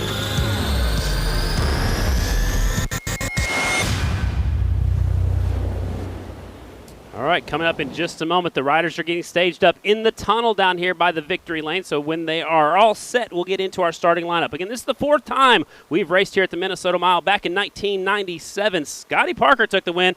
2010, Kenny Coolbeth was your winner. And last year, Brian Smith won. Who will be the winner today? 25 laps. We will find out. Are you guys ready for the starting lineup? How about you guys make some noise, Minnesota? Starting at the back of the pack, ladies and gentlemen, 16th starting spot from Coatesville, Pennsylvania, Estenson Racing, Monster Energy, Yamaha, the 5, the squad father, that is Jake Johnson. Starting in the 15th starting spot from Warren, Oregon, it's the Bob Lanphier Beaverton Motorcycles Indian, the 67, Dashin Davis Fisher. Starting 14th, ladies and gentlemen, from Graham, Washington, Factory Harley-Davidson, Vance & Hines entry, number 69, Slammin' Sammy Halbert. Starting in the 13th starting spot from Mossville, Illinois, the ringleader of the FBI, the Fast Boys from Illinois, it's the RJ Performance Height Trucking Indian. He finished third here last year, number 27, Robbie Bugs Pearson. Starting 12th from Modesto, California, Pure Crop 1 Rod Lake Racing Indian, the 22, James Front Row Monaco. Now we move up to row number 2 from Mount Gilead, Ohio, Factory Harley-Davidson Vance & Hines entry on the XG 750. They call him Captain Chaos. Number 20, Jared Vanderkoy. In the 10th starting spot from Oakland, New Jersey, it's the Indian of Charlotte, JMC Indian Scout FTR 750. Number 12, Jay Maloney. 9th starter. This kid's been impressive so far at the races he's been to. From Davison, Michigan, Amsoil, Hodder Racing Indian. Number 21, Steven Vandeker. Last year's runner-up will start in the 8th starting spot from Wynn, Michigan, Bandit Industries, DPC Racing Indian. Number 17, Hammer and Hank, Henry Wiles. In the 7th starting spot, defending champion of this race from Fenton, Michigan, Crosley Brands, Howerton Motorsports, Kawasaki, the 4, Brian Smith. Moving up to row number 1, ladies and gentlemen. He caught a ride for the final 2 rounds from the Factory Harley-Davidson Vance & Hines team from Oxford, Pennsylvania. Number 44, the Revolver, Brandon Robinson. 5th pick on the front row, currently 3rd in the point standings. From Salinas, California, Factory Indian Motorcycle, Progressive Insurance entry. Number 37, Brombo Bronson Bauman. 4th pick on the front row. He's already locked up the Mobile View Rookie of the Year. He's from Whitehall, Maryland. Roof Systems of Dallas, Texas, Indian. Number 192, Brandon Price. Third pick on the front row, also a member of the FBI, the Fast Boys from Illinois. Roof Systems of Dallas, Texas, Indian of Metro Milwaukee, the 23 bike, the Wizard, Jeffrey Carver Jr. Second pick on the front row, your current points leader from Salinas, California, Indian Motorcycle, Progressive Insurance Entry, the 14, that is Briar Bauman. And on the pole from Sebastian, Florida, defending Grand National Champion, doing it for Indian Motorcycle, Progressive Insurance. On the one bike, the Jammer, Jared Mees. Factory Indians 1, 2, and 5 on the front row here at the Indian Motorcycle Minnesota Mile, presented by Law Tigers. And now it's time for the interesting. The chess game is about to begin. Where are they going to start and why? Your first pick will be the number 1. Kenny Tolbert's down there. Bubba Bentley's down there holding that motorcycle. Where will he pick his starting spot? He's right in the middle of that front straightaway. Brad, are you surprised at that at all? No, I think that's a good call. Go second or third to the inside. It kind of gives you a little option of, if you go to the complete outside, maybe you get hung out to dry a little bit if you don't get the greatest jump. Yeah, he's checking out every spot. He started out there way on the outside. There's a pretty deep rut on the second spot. He's doing the old Joe Kopp kick the dirt, see where the moisture's at. Did Joe Kopp teach you that too, Brad? I didn't go out and kick it around as much as what Joe and Jared did. What's he looking for? Is he trying to find some gold down there in the Minnesota dirt? I mean, what's he kicking for? Just which one has a little bit more grip to the foot. All right, Briar Bauman gets the second pick. He's looking at the very outside. He is our points leader coming into today's event, ladies and gentlemen. Briar Bauman trying to win his first ever Grand National Championship. It could happen in 25 miles. Again, our points leader, Briar Bauman, the 14. He has 305 points. Jared Meese with 270 is in second. Briar Bauman on the outside of row number 1, and he is our AFT Twins points leader coming in, and he is racing for that championship ring, a special ring. A one-of-a-kind ring is right there. Special thanks to TDFJ, Tommy Duma Fine Jewelers, racing for championship rings in all 3 classes. They are one-of-a-kind rings that him and his 2 twin sons developed that ring. If you want some jewelry, whether it's flat track racing jewelry or any other kind of jewelry, hit up Tommy Duma Fine Jewelers, and Tommy will be your personal jeweler. Just tell him you saw it here at American Flat Track. There's your points leader. Cool, calm, and collected. He's walking away from the camera, trying to stay focused. Dave Zanotti is right there. There's Michelle DeSalvo. She used to be national number 97. She's raced here before, I'm pretty sure. She's down there holding that 14 bike. Dave Zanotti right behind the motorcycle.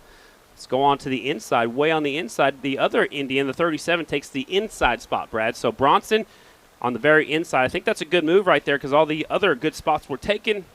Bronson had about the 5th pick, so he didn't have much choice in the matter. No, if he gets a good launch right out of the hole, then he could definitely slide up underneath everybody going into turn 1. This hard thing about being on the inside is that you got to make a really tight turn when you get about quarter way in, and that kind of ruins your momentum a little bit. But like you said, didn't really have any other choice. But all right, this first lap, getting a good start and getting through the first corner clean. There is definitely going to be some roofs out there that just put quite a bit of moisture down. Not trying to stay out of the spray and stay out of trouble.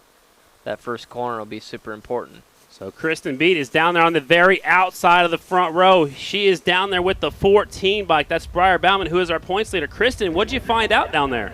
Yeah, thank you so much, Scotty. As you guys remember, because you were here last year, Briar Bauman and this team ran out of fuel. When I spoke with him earlier in the day, he said, I'm still bitter about that loss, but that is not going to happen again this year, and here's why. SNS has actually fabricated a fuel cell spacer just to give them a pinch more, just to ensure that that won't happen. When I spoke with him, he said, we are checking all of the boxes tonight. He said, yes, a championship is so important to him, but a career Grand Slam would also mean the world to Briar Bauman here on the mile. A career Grand Slam means winning a short track, a TT, a half mile, and a mile. Not a lot of riders have done that, Brad, and Briar can do it all in one season and complete it right here for his career today. Yeah, that's one of the most prestigious things you can do as a Grand National racer is get the Grand Slam. It just means that you're such a versatile rider that can win on any type of racetrack. It was a goal of mine. I got close to it. but Breyer, he was really a lap and a half away from completing it here last year, and got it taken away from him from running out of fuel. So, these guys, the way the racetrack is tonight, I think they're letting it breathe just maybe a little bit in the middle of the corner at some times, so maybe they're not using nearly as much fuel as last year, and that little bit of added fuel capacity will definitely get them to the end of the race. Do you think they can go wide open as long as he did last year? I think the official, what I was told when they plugged in the computer, the last 13 laps before he ran out, he was wide open, never cracked the throttle.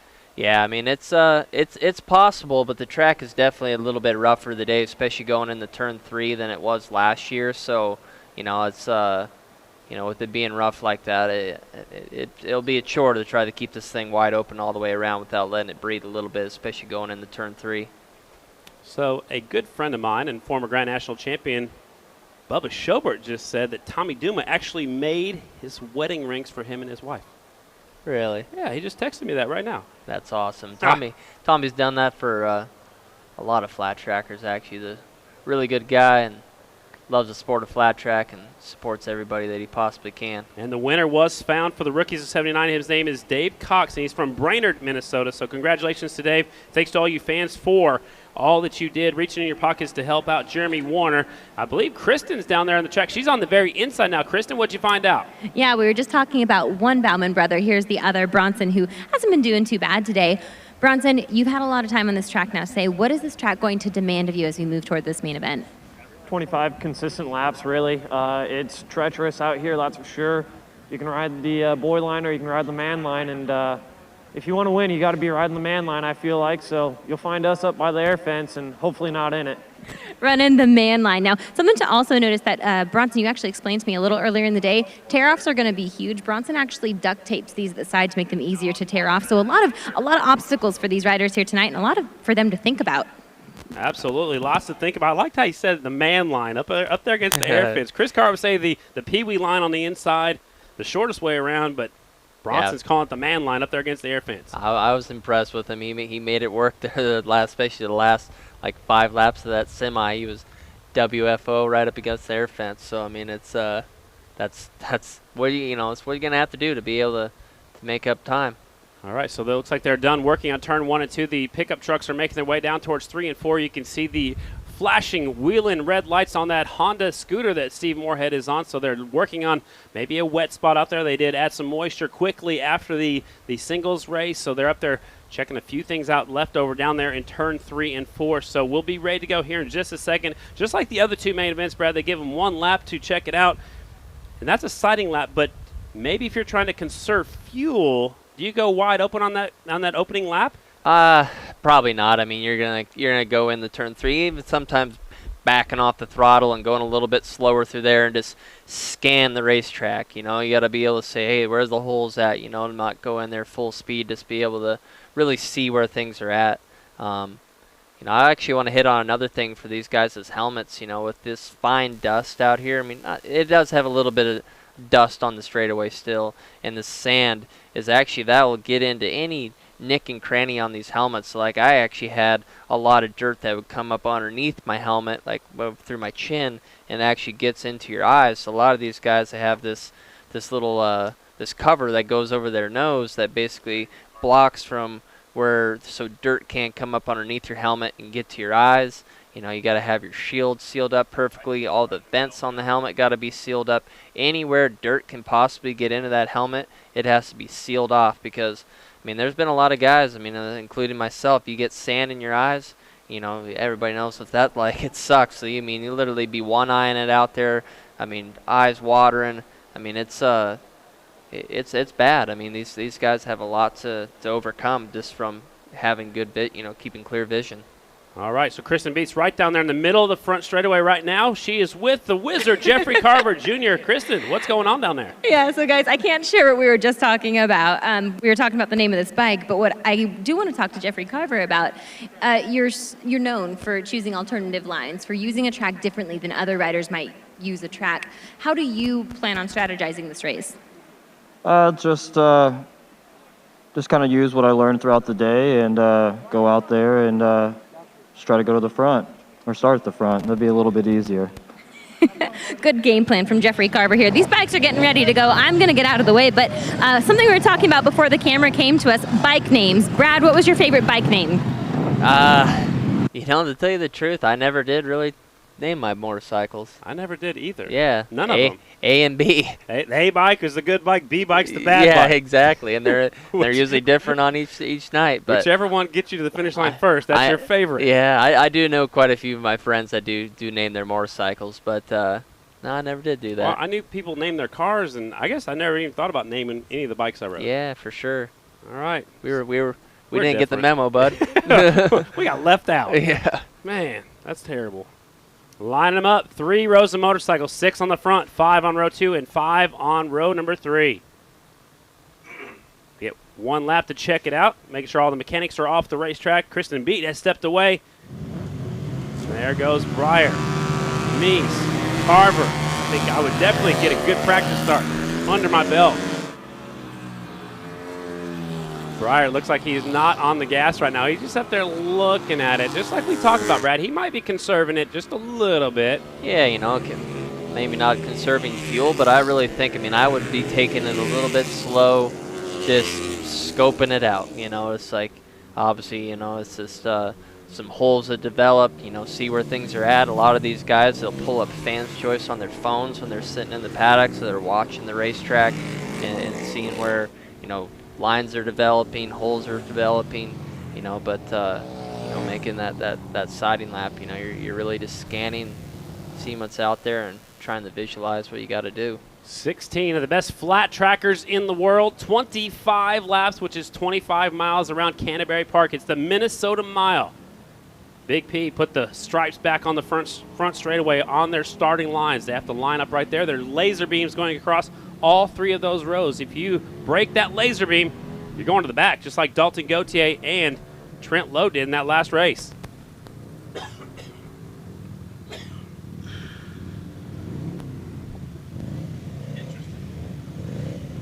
So, just heard a little birdie told me that Bronson went up to Breyer before this one. A little game planning possibly between the Bauman brothers. Yeah, it's possible. If Bronson has anything that he can do to get between, Jared and Breyer or mess them up a little bit, that he's going to do it. But, I was texting with both Breyer and Bronson. I told Breyer just go out there, stay out of trouble, beat him if you can. If not, bring it home, do what you got to do to win the championship. Trophy girl. That's the most important thing. Artie, put the board down. We are going racing. This is the grand finale, 25-lap Grand National main event. First yellow's on. Second yellow is it's already green. Bronson pulls the front wheel. He gets it down. By Meese.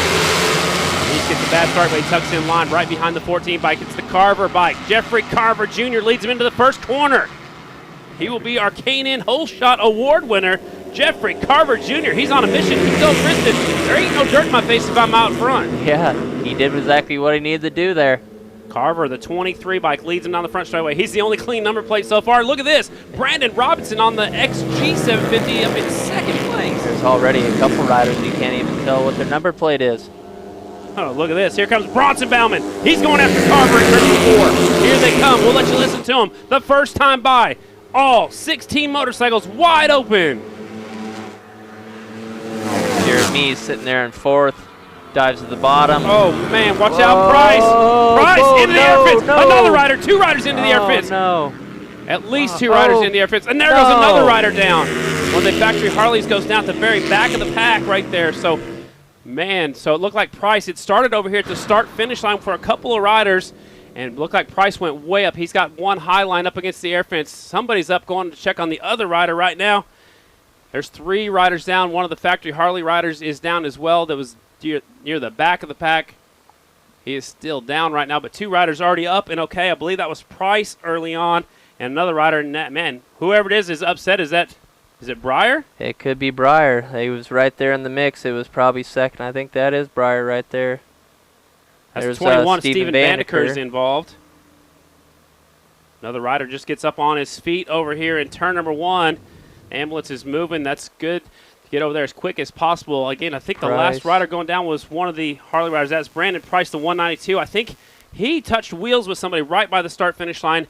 That sent him up into the high line, and when you're at that deep stuff, Brad, he just could not get that motorcycle turned. So the air fence has obviously been destroyed. It did its job, and that's what the air fence is there for. Oh, yeah, for sure. I was just, I think a little bit of that water that was put down, that it just got a little bit slimy, It takes a couple laps for that stuff to get worked in. At least. And those guys, it's like they're sending it on that first lap. I mean, well, you have to. You have to get up there, right, Brad? Who was the other? There was 4 riders that went down. I saw one of the Harley riders is down. Taking a look down here over at the other riders down here that have already made it back to the hot box. We'll get some names and numbers here in just a second. We know for sure the 21, he's down. He's up and okay. That's Steven Vandeker. The 192, Brandon Price, he is already up and okay. They're getting the other riders checked out. Jared Meese is down here on his hands and knees. Looks like he's working on his helmet already early on. Here's one of the riders getting a ride back right there. It's one of the Indian riders. Is that Breyer getting a ride back on that scooter right there? I believe that is Breyer Bauman. He's going right to Michelle. So Breyer Bauman, our points leader, just got a ride back to Michelle DeSalvo and the team. They take off running in a hurry.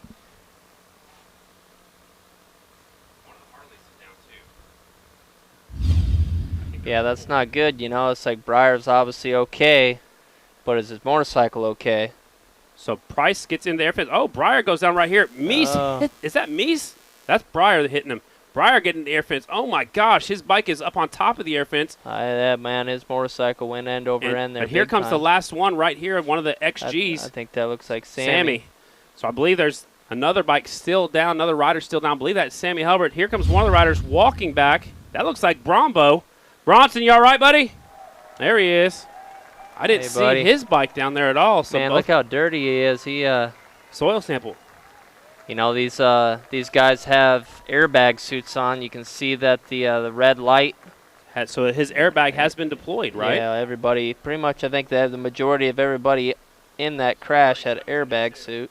Yeah, 69 Sammy Halbert is walking back. You can see the shield off the motorcycle. The front number plate's messed up to 69. So that, my count right now, Brad, that's 5 motorcycles involved in this wreck here on lap 1.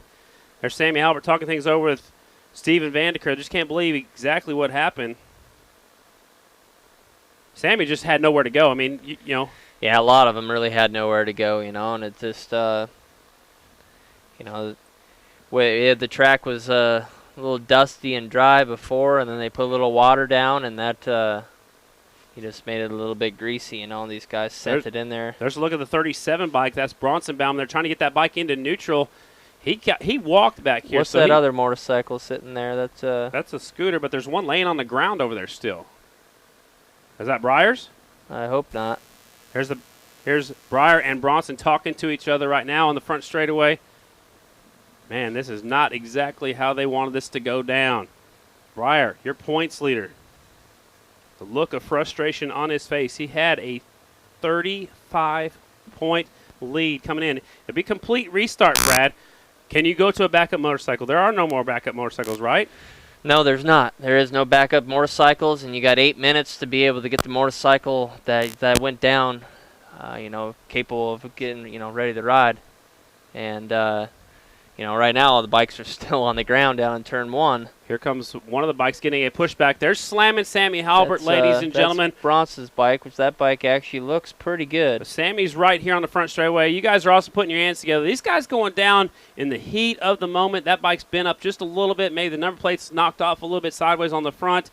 The shield knocked completely off that 69 bike. He's going back to the hot box.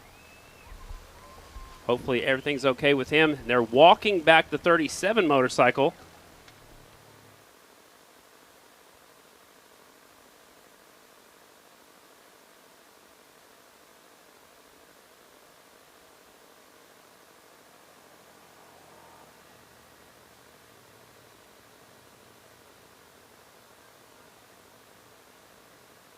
So they're walking back the 37 bike, actually running it back right now, trying to get it back as soon as they can. Here comes the pickup truck finally to pick them up. Again, still one bike still left over there in the corner. 14, Breyer Bauman's running around.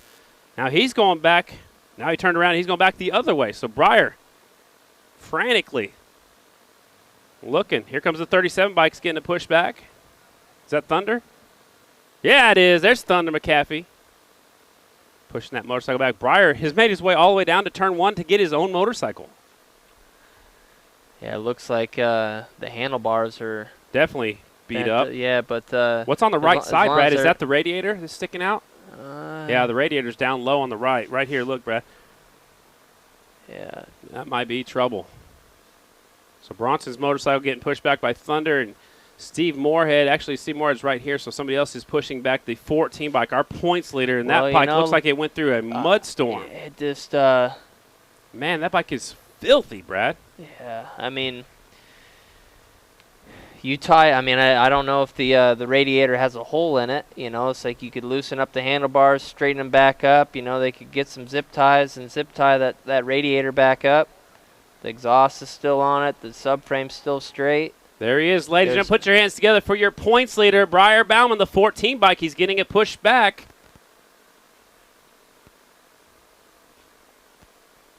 Tough break for the 14. That's Breyer's getting a pushback on his factory Indian.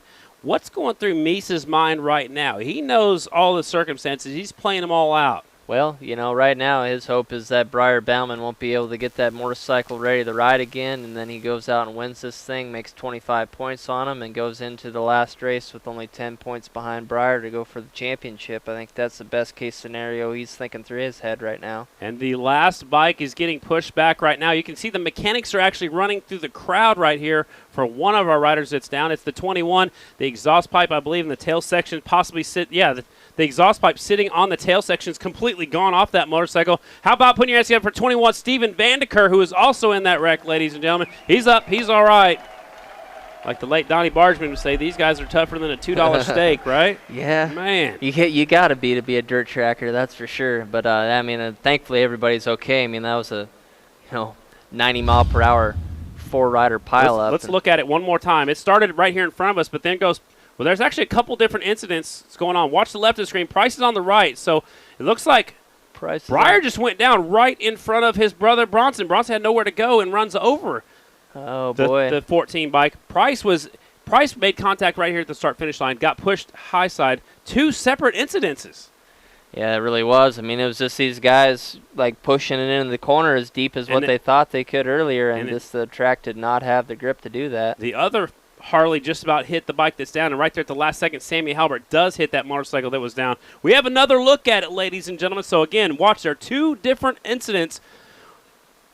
A little slower look at it. Actually, watch the top of your screen. On the right's Price. He's going in the air fence hard right now. But watch Bronson, Breyer. They catch up to Meese in a hurry. So Bronson's already hard on the brakes. Breyer loses the front end right there, and Bronson hits. Meese was slipping a little wide, too, and he just, was running out of room. It was slick. Well, they were just all going for it. The good thing is it's going to dry a little bit because we had a break, so the track should be all right. Yeah, the track should be all right. It just yep. It's just thankful everybody's okay. Look in the middle. Sammy's right there in the middle, and he hits that last bike that was down. He has nowhere to go, and everything happens so fast. And they say, why couldn't you avoid it? We don't have rear brakes. There's no front brakes. And when you're at full song in a loose dirt surface, you just can't stop in an instant like you can on pavement.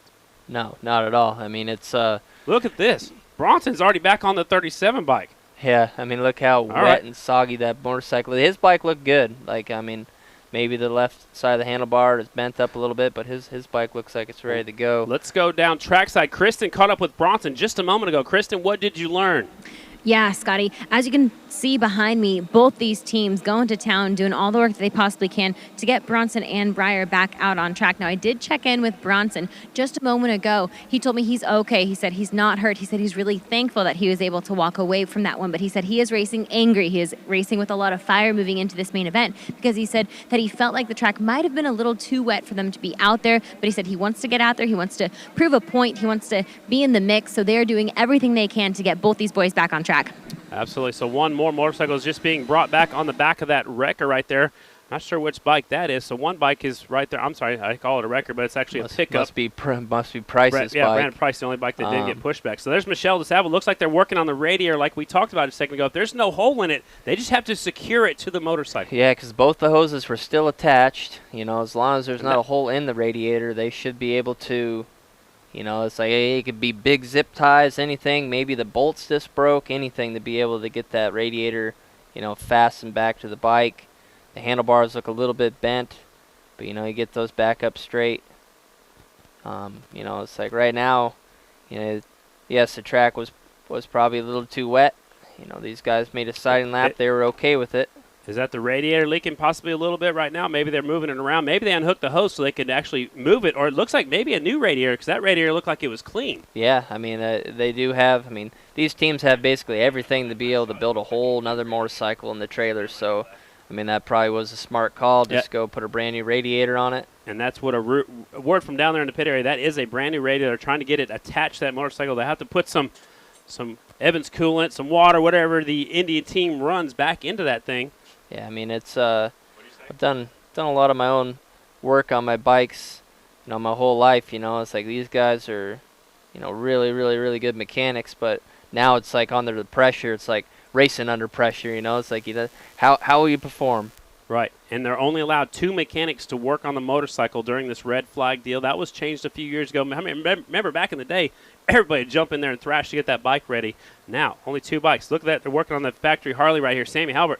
They're working on the rear wheel, so it must have bent that rear wheel. Looks like that tire's possibly down, but actually very well possible. It's either that or they're just working getting on the wheel. The brake assembly's off on the right side. If he could back up a little bit, that brake assembly's completely off on the right. You see it sit down there on the ground. Maybe the brake system came off. Either that or probably broke the brake lever itself. Right. And it's just easier just to replace the whole brake system than it is to. Well, you keep it all intact. You don't have to bleed the brakes and all that fun stuff. Now, these guys, they have things laid out to where, hey, if they need to build a whole nother motorcycle, it is in the trailer. At least the factory teams, so that's unfortunate for, like, say, Steven Vanderker, he came in the back of a van. He might not even have an extra exhaust to put on the motorcycle, And he only has one bike, so he can't go steal parts off another bike either. So I think, that's going to be it for Vanderker. That's the advantage of being factory to being privateer. Price's bike must have been beat up pretty bad because they had to put it on a trailer, so he might be out of it too because he was holding his shoulder pretty good too, so maybe he has a little bit of shoulder damage. But well, as my dad would say, chicken one day, feathers the next. Yeah. Because he got second at the last round today. Possibly a DNF.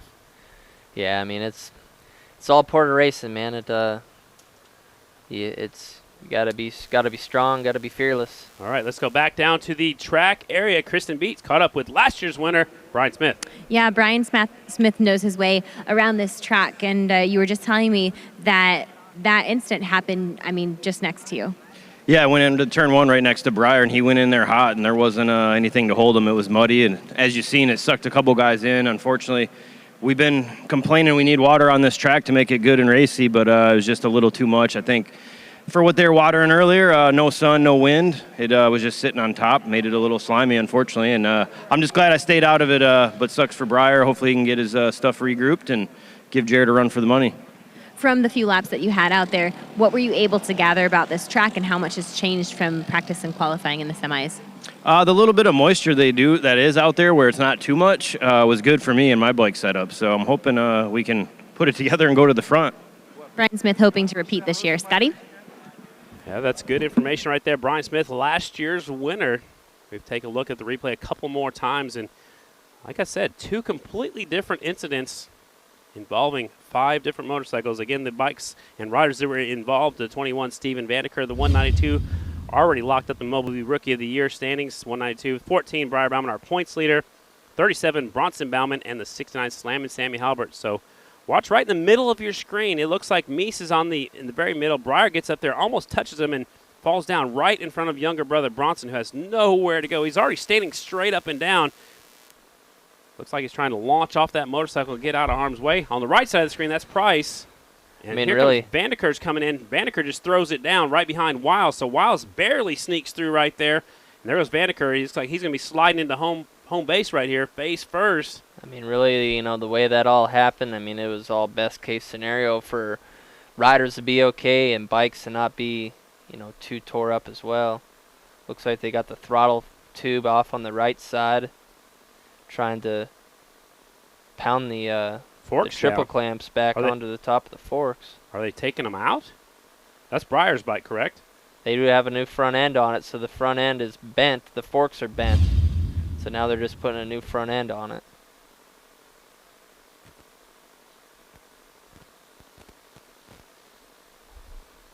So getting things straightened out over here. All right. Checking them out down there.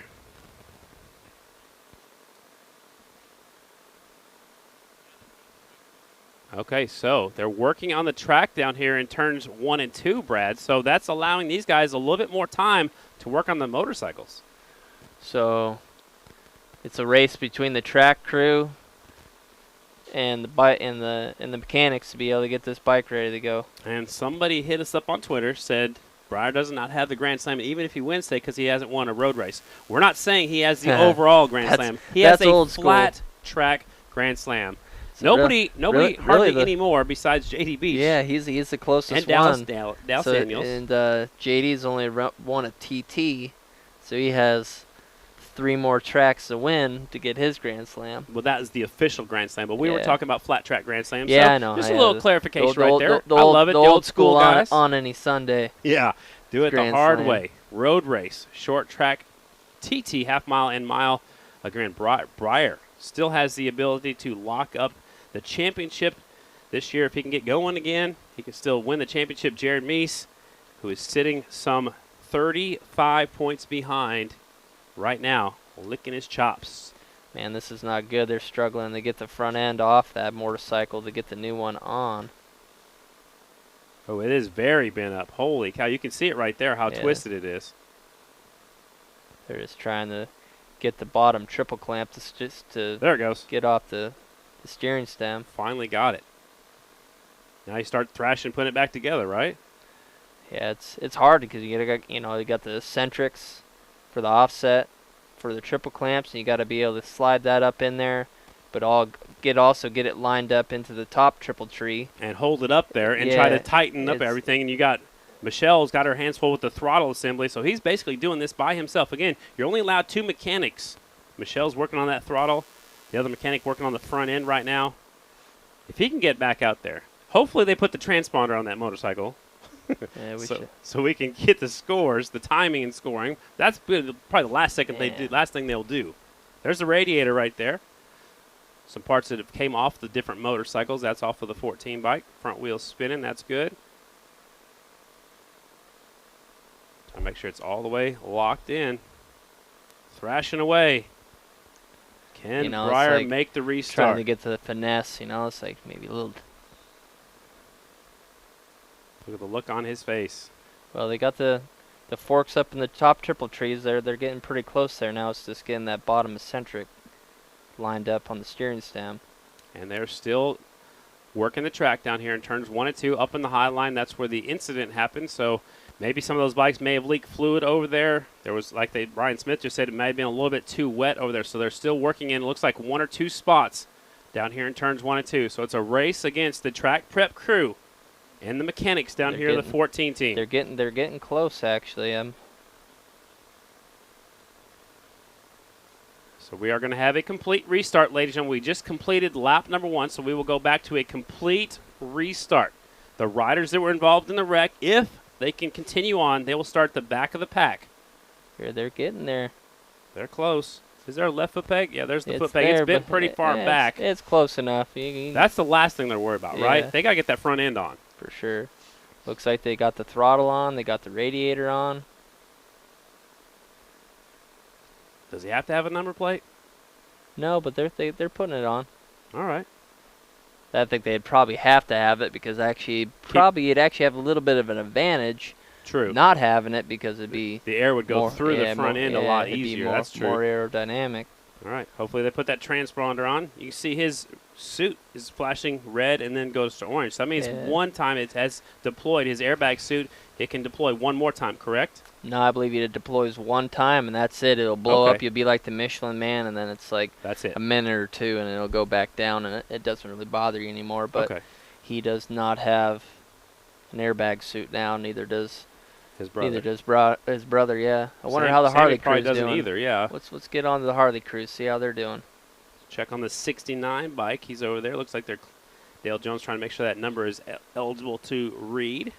They're taking some paper towels, clean off the grips. That's a smart move, getting that mud and loose dirt off those grips. I think they got her. I think he's ready. They're still working on turns 1 and 2. And now you know, Breyer just has to be calm. You know, it's 25 laps. You know, it's like he knows that people are going to get tired. You know, the track is going to change a lot. And we may have lost some of these other motorcycles, so that's people that he doesn't have to pass. Yeah, that's right. Price, probably not going to continue on.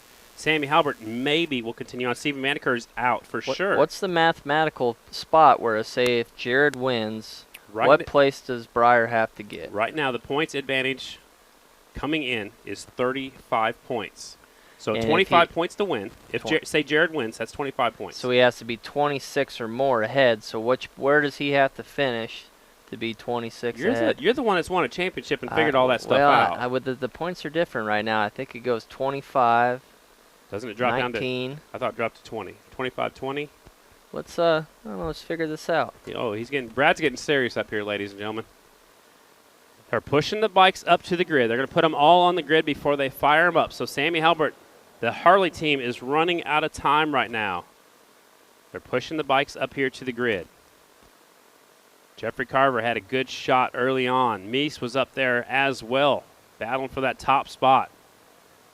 You see the bright green light on Meese's left arm. That is his airbag suit. That's making sure that the airbags are still deployed. There's Breyer. He's put his helmet on.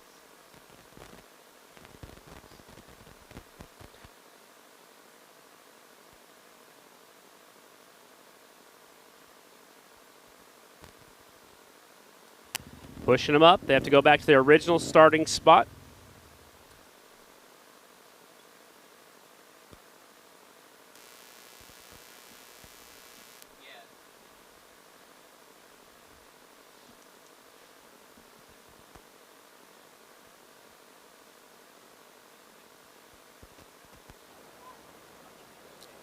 So, Brad, you did your homework over there. Turn your microphone on. So we're back out here to win.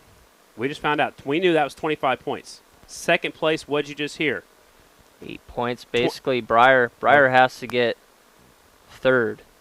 If Meese wins, he has to get third to be able to wrap up the championship tonight. All right. His 17 points, that'd be 8 points. And then fourth place is 15 points. So that'd be 10 points. And that would be right at 25, and that would take it to the last. That may have to go to the last race. The math skills of this guy beside me, former Grand National champion. Again, 25 points to win, 20 for second, 17 points for third, 15 points for fourth, 14 for fifth, and it goes down 1 point at a time from there on down. So he can lock it up, ladies and gentlemen. So Breyer looks like he's going to make the start. They're still looking at Sammy Halbert's bike. Is still sitting down there over there in the hot and cold box. It's one of those deals, you know. Breyer's still in the catbird seat. You know, if he doesn't have to wrap it up tonight. Would it be cool to wrap it up tonight? Yeah, sure. absolutely. But, I mean, hey, go out there, get as many points as you can, and you still got a good gap going into the last race. It's in you. Hey, you're able to start this main event. You know, he's just got a gift right now. He's got to regroup, focus, you know, stay out of trouble. You know, there's a 25-lap main event. So he knows what he has to do. Officially, the 21 and the 192 are out. So there are only 14 bikes left on the track, which is good for Breyer. Yeah. Less bikes for him to pass. That is. You know, Meese. We're thinking that Meese can still win. So we're trying to figure out. It looks like, I believe, Breyer has to finish fourth or better to win the championship. So Breyer's going back to the back. Bronson's at the back. Here comes Sammy Halbert. The bike is being brought back up here. The backup bike deal was, you know, it was cool just because, hey, the best riders, they still get another shot, you know. But right now, it's a pretty cool deal seeing these mechanics thrash and be able to get these motorcycles ready to go. It's really impressive. So here's another scenario for you, Brad. We went a lap, more than a lap, a siding lap. Now they're going to give them 2 more siding laps. Are we going to run out of fuel? You know, I really, man, I don't know. The racetrack, I don't think it's you're not able to go full throttle all the way around tonight. You might be able to do it for some laps, but not all laps. You know, to be consistent and safe. You know, it's like you're not going to be full throttle all the way around. How about we put our hands together for the 37 team, the 69 team, and the 14 team, putting those motorcycles back together. Yeah, that's really impressive. Man, after a hard get off, at over 100 miles an hour, roughly 100 miles an hour in the corner. Yeah, that's. They have to put those bikes back together. That's cool. I mean, it gives me goosebumps. I mean, it's that's sweet. Me too. Look at this. Look, Brad. Yeah. Bam. That's awesome. We get 2 laps to check out the racetrack. 2 sighting laps. Will fuel be a factor? Ken Breyer come from the back of the pack, just like Dalton Gauthier and Trent Lowe did a second ago in the last main event. They were on 100% perfect motorcycles and in the singles class. Yeah, for sure. And right now it's you got to charge. You really do. But at the same time, it's like, hey, I can't just do what I just did, throw it away. If he throws it away again, it's not worth it. You got to finish. So I mean, you got to be aggressive. You got to move forward. You also got to do it very precise. Right, you got to be smart about it. So there's Bronson. He said it's really slippery. He went by and showed Moorhead. He said it's still slick out there. I think that was the signal. It looked like he was saying, make it rain like this, but he's showing it was still slick out. Yeah, I mean, these guys, fuel could be an issue. Tear-offs could be an issue. There's a lot of things that could come into play. So we'll get this race started. 25 laps remain, ladies and gentlemen.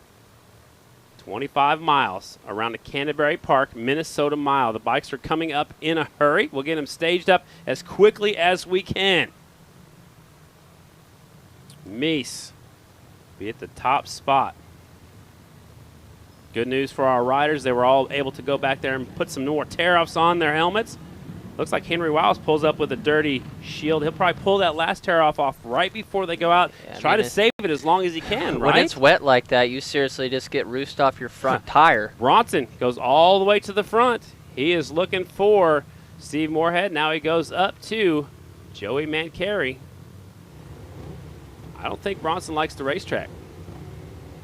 I don't think anybody's really too thrilled, but at the same time, they're racers and you want to race. I mean, been in that situation, everybody got to race it. Just here we go. Keep a cool tool for the first couple laps. Keep your eyes on the Bauman brothers and Sammy Halbert coming from the back. 3 bikes on the front row, 4 on row number 2, 3 on row number 3, and 3 on row number 4. Complete restart. 16 riders, 25 miles up for grabs. Fisher goes nowhere. Sammy Halbert got by both the Bauman brothers, and he's in the middle of the pack. Out in front, though, Jeffrey Carver Jr. grabs the whole shot. Robinson there on the factory. Harley Davidson getting the ride for the last 2 races. Here comes Meese, goes around. Meese puts the number 1 bike into the 2nd spot. They'll take him down the back straightaway. Watch out. One rider bike down. The back straight. Another bike goes down. 2 more riders down the back of the pack here at the Minnesota Mile. So 2 riders get collected. Red flags are out. The red wheel lights are flashing, so we'll shut them down over here in turn number 2. 2 bikes at the back of the pack go down. So we'll shut them down immediately. There are red wheel and lights on all the way around this racetrack. I believe that might be the yellow and blue. That might be Maloney. And there's still another rider down a little bit further down that front straight, or down that back straightaway. The 12 and 22 are down. 12 is Jay Maloney, and the 22 is James Monaco. So 2 bikes down on the back straightaway. The ambulance crew is already out there in a hurry. The riders are talking to the officials down here. I don't think they like the racetrack right now.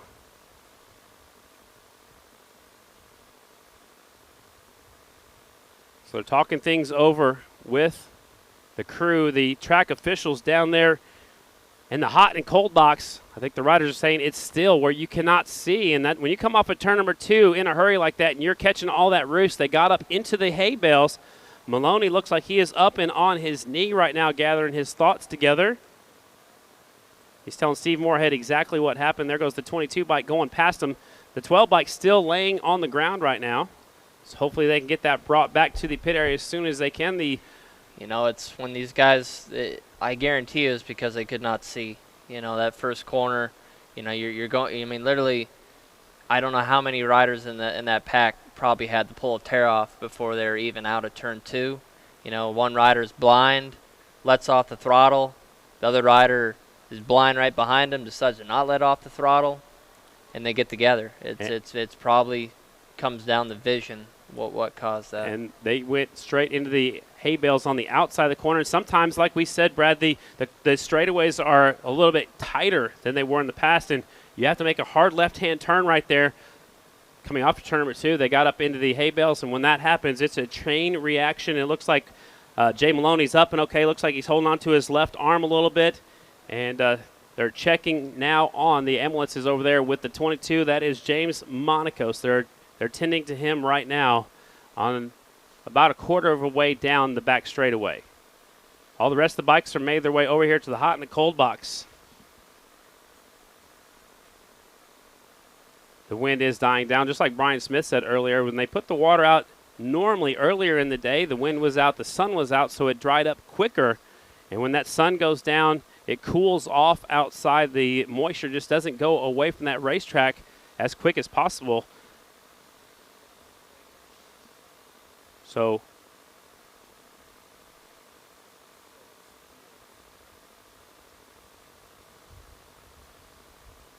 the crews are down here.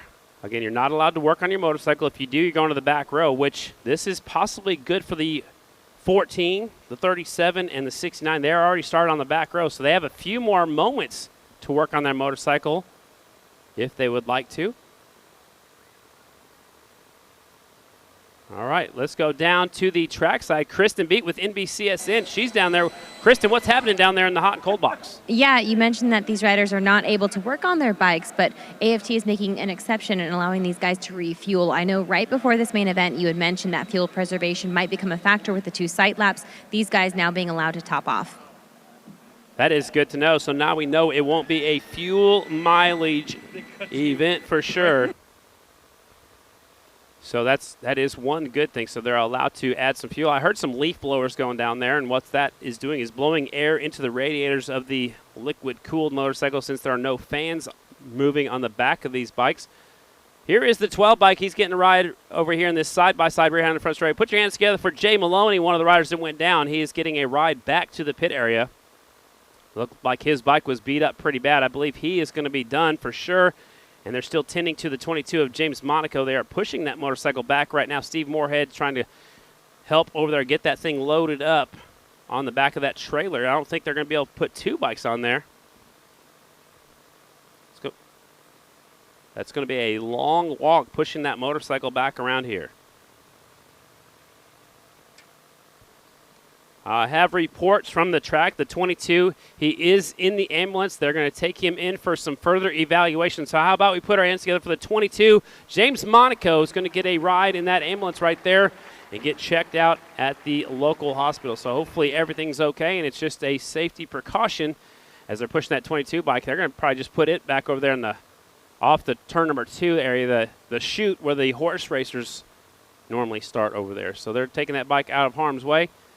You see Chad Coast down here talking to Jay Maloney. Maloney, they're trying to take that left glove off. I don't know if he can be able to continue on or not. I thought I saw someone carrying a set of pipes for somebody. The handlebars are completely laid down on that motorcycle. The pipes must have been off of the 22 bike. Maloney takes his helmet off. He's got a set of handlebars in their hands right now. Chad Coast is actually down there, and so is Kieran Racing down there to help out.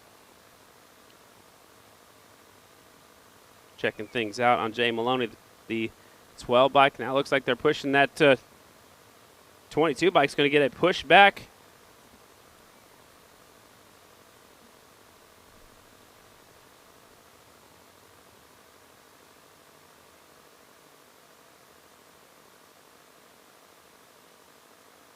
So they have brought the 12 bike back to the hot box right now. That's Jay Maloney. The other bike's being pushed back over here. That is James Monaco's bike. Looks like they got the hay bales put back up. When that track's ready to go, they're going to stage them up and turn them loose one more time. Complete restart once again. So 25 laps remaining.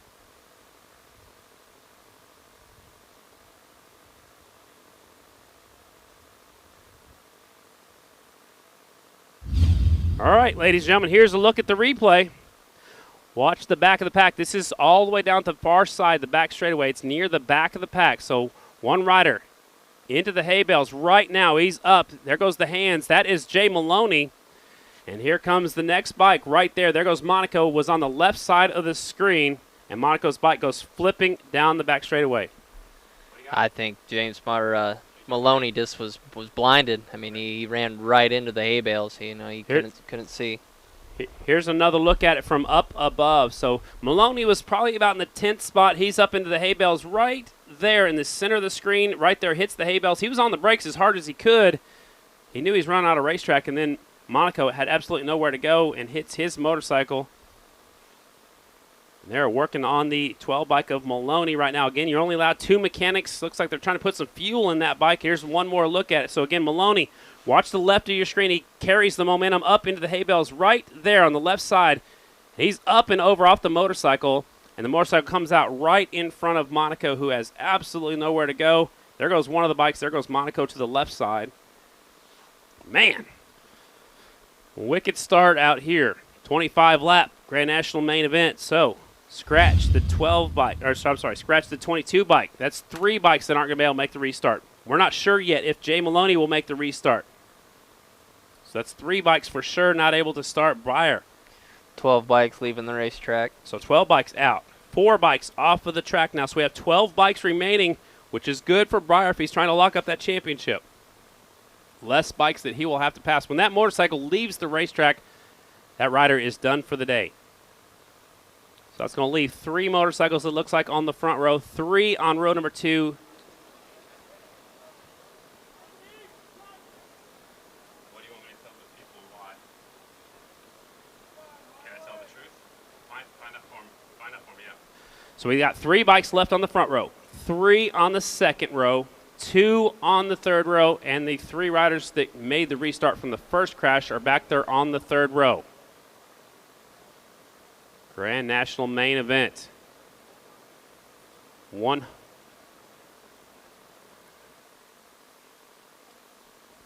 Just got a report from the staff out here with American Flat Track. Because of the curfew out here at the Minnesota Mile, the main event has been shortened to 15 laps. So it's a 15-lap main event. All the riders are aware of it. You can see the track crew just got off the phone right now. Unfortunately, the curfew at this particular racetrack is 15 laps. There's no sighting lap. We're going straight to work, Brad. 15 laps now. That is going to hurt Breyer, possibly. Yeah, but it could fuel the fire. Yeah, it could fuel. It's definitely fuels the fire. It's definitely going to, it's going to make him have to get through the pack quicker. So, yeah, I mean, this is, and this racetrack is still treacherous. Everybody's going to have to be careful. It's, they know that vision's going to be, an issue the first couple laps. They're going to have to get spread out. So I mean, you gotta attack, but for everybody to be able to get through this, they know that they gotta be very precise. All right, 15-lap main event, ladies and gentlemen. No sighting lap. We're going straight back to work. Here we go. AFT Twins presented by Vance and Hines. Main event, the restart. The third time. Will it be the charm? Carver gets another hole shot. Looks like deja vu for Carver. Meese is right there. So is Robinson. Those are the 3 bikes on the front row. Here comes Smith. Brian Smith goes up there, takes the third spot away. Now he goes after the leaders. Carver, Meese, and Smith will take him off for turn number 2. Yeah, Carver's been on his starts, and that's what he needs to do. Stay out of trouble. Keep it clean shield. Smith dropping to the bottom side. Carver still the lead. Meese in second. Smith's trying a different line. He's going to go the shortest way around. He probably thinks it's maybe drier down there. Yeah, a little bit drier, but it's also no material. Positions where the grip is. Woo, you'll still, be slimy. He was sideways coming off of turn number 4. There's Carver out in front. Here comes Meese. Meese goes to the inside. Everybody appearing to be riding with a little bit of caution right now. Carver at the point. Meese in second. Smith is third. Where's your Breyer Bauman all the way to 7th on the first lap? That's all right. So Breyer is working his way up to 7th. Where is Bronson? He is 9th. And where is Sammy Halbert's all the way up to 6th from the back row. So Slammin' Sammy is twisting the throttle on the factory Harley Davidson. He went around everybody on the first turn. I was watching him. He got a great start, but look at Meese right behind Carver here. Got to stay out of that roost, though. That'll push you backwards. And he'll run out of tear-offs. You can't stay in that roost very long. So Carver brings him off at turn 4. He's going to be in the draft this time, though. He's going to get on by going into turn 1. Here comes Meese up the inside. New leader. The number 1 rider in the country goes out in front. Sammy Halbert actually got by Wiles. He is now in 4th. Sam and Sammy are heading forward. Oh, that's Robinson in fourth. My bad. Wow. I was like, how did that happen? But Sammy is back in seventh. That was my fault. Robinson up to the fourth spot. Briar Bauman in sixth place, but he's spread out pretty, spread out a lot. Brian Smith in third place, but quite a ways ahead. If he could leave here with a big enough cushion, I think that would be good after coming off the ground and rebuild the motorcycle. That would still be a huge salvage to go into the last race. Whoa, look at Brian Smith. This all out of shape. Smith let it hang out, coming off of turn number 4 especially. Meese out in front, Carver in the 2 spot. Smith goes back to the bottom of the racetrack. Then you got Robinson in fourth. Is that Wiles? No, it's Briar. Briar Bauman is up to the 5th spot now. He gets by Wiles, so Briar is now in 5th. He needs to get 4th to win the championship. That's what I'm hearing.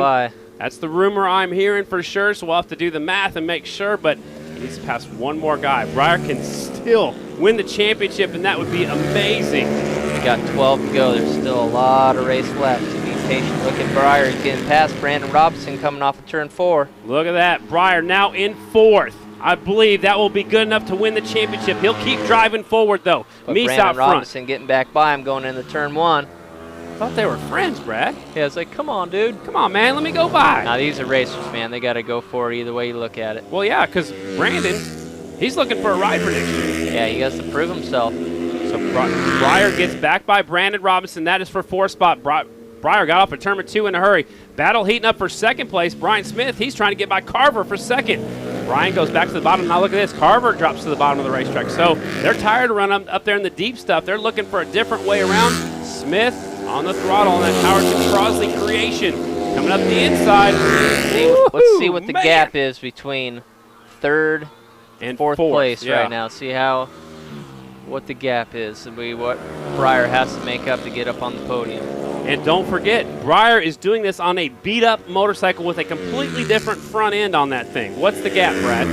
Oh, the gap right now is he'd be 2 seconds back. 2.4 seconds between 3rd and 4th. So Briar, if he can catch up, get on the podium, and keep that streak going, he's got 14 podiums here in the 2019 season. He's 1 spot away from it. They're heating up the battle for 2nd place. That will slow those 2 guys down. Yeah, for sure. If they're racing, that will definitely slow things down. But look at Jared Meese has the demanding lead. And he's doing everything he needs to do to win the championship. He's out in front. That's exactly what he has to do. He has to win, keep his championship hopes alive. He has no idea what's going on behind him. Look at that. Briar running in deeper and higher than anybody else in turn number 1.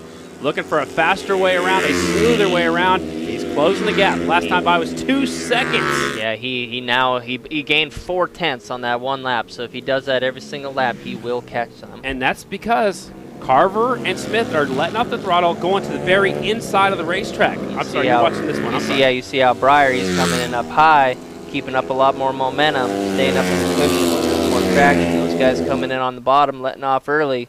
They're not carrying nearly as much momentum. Briar closing the gap.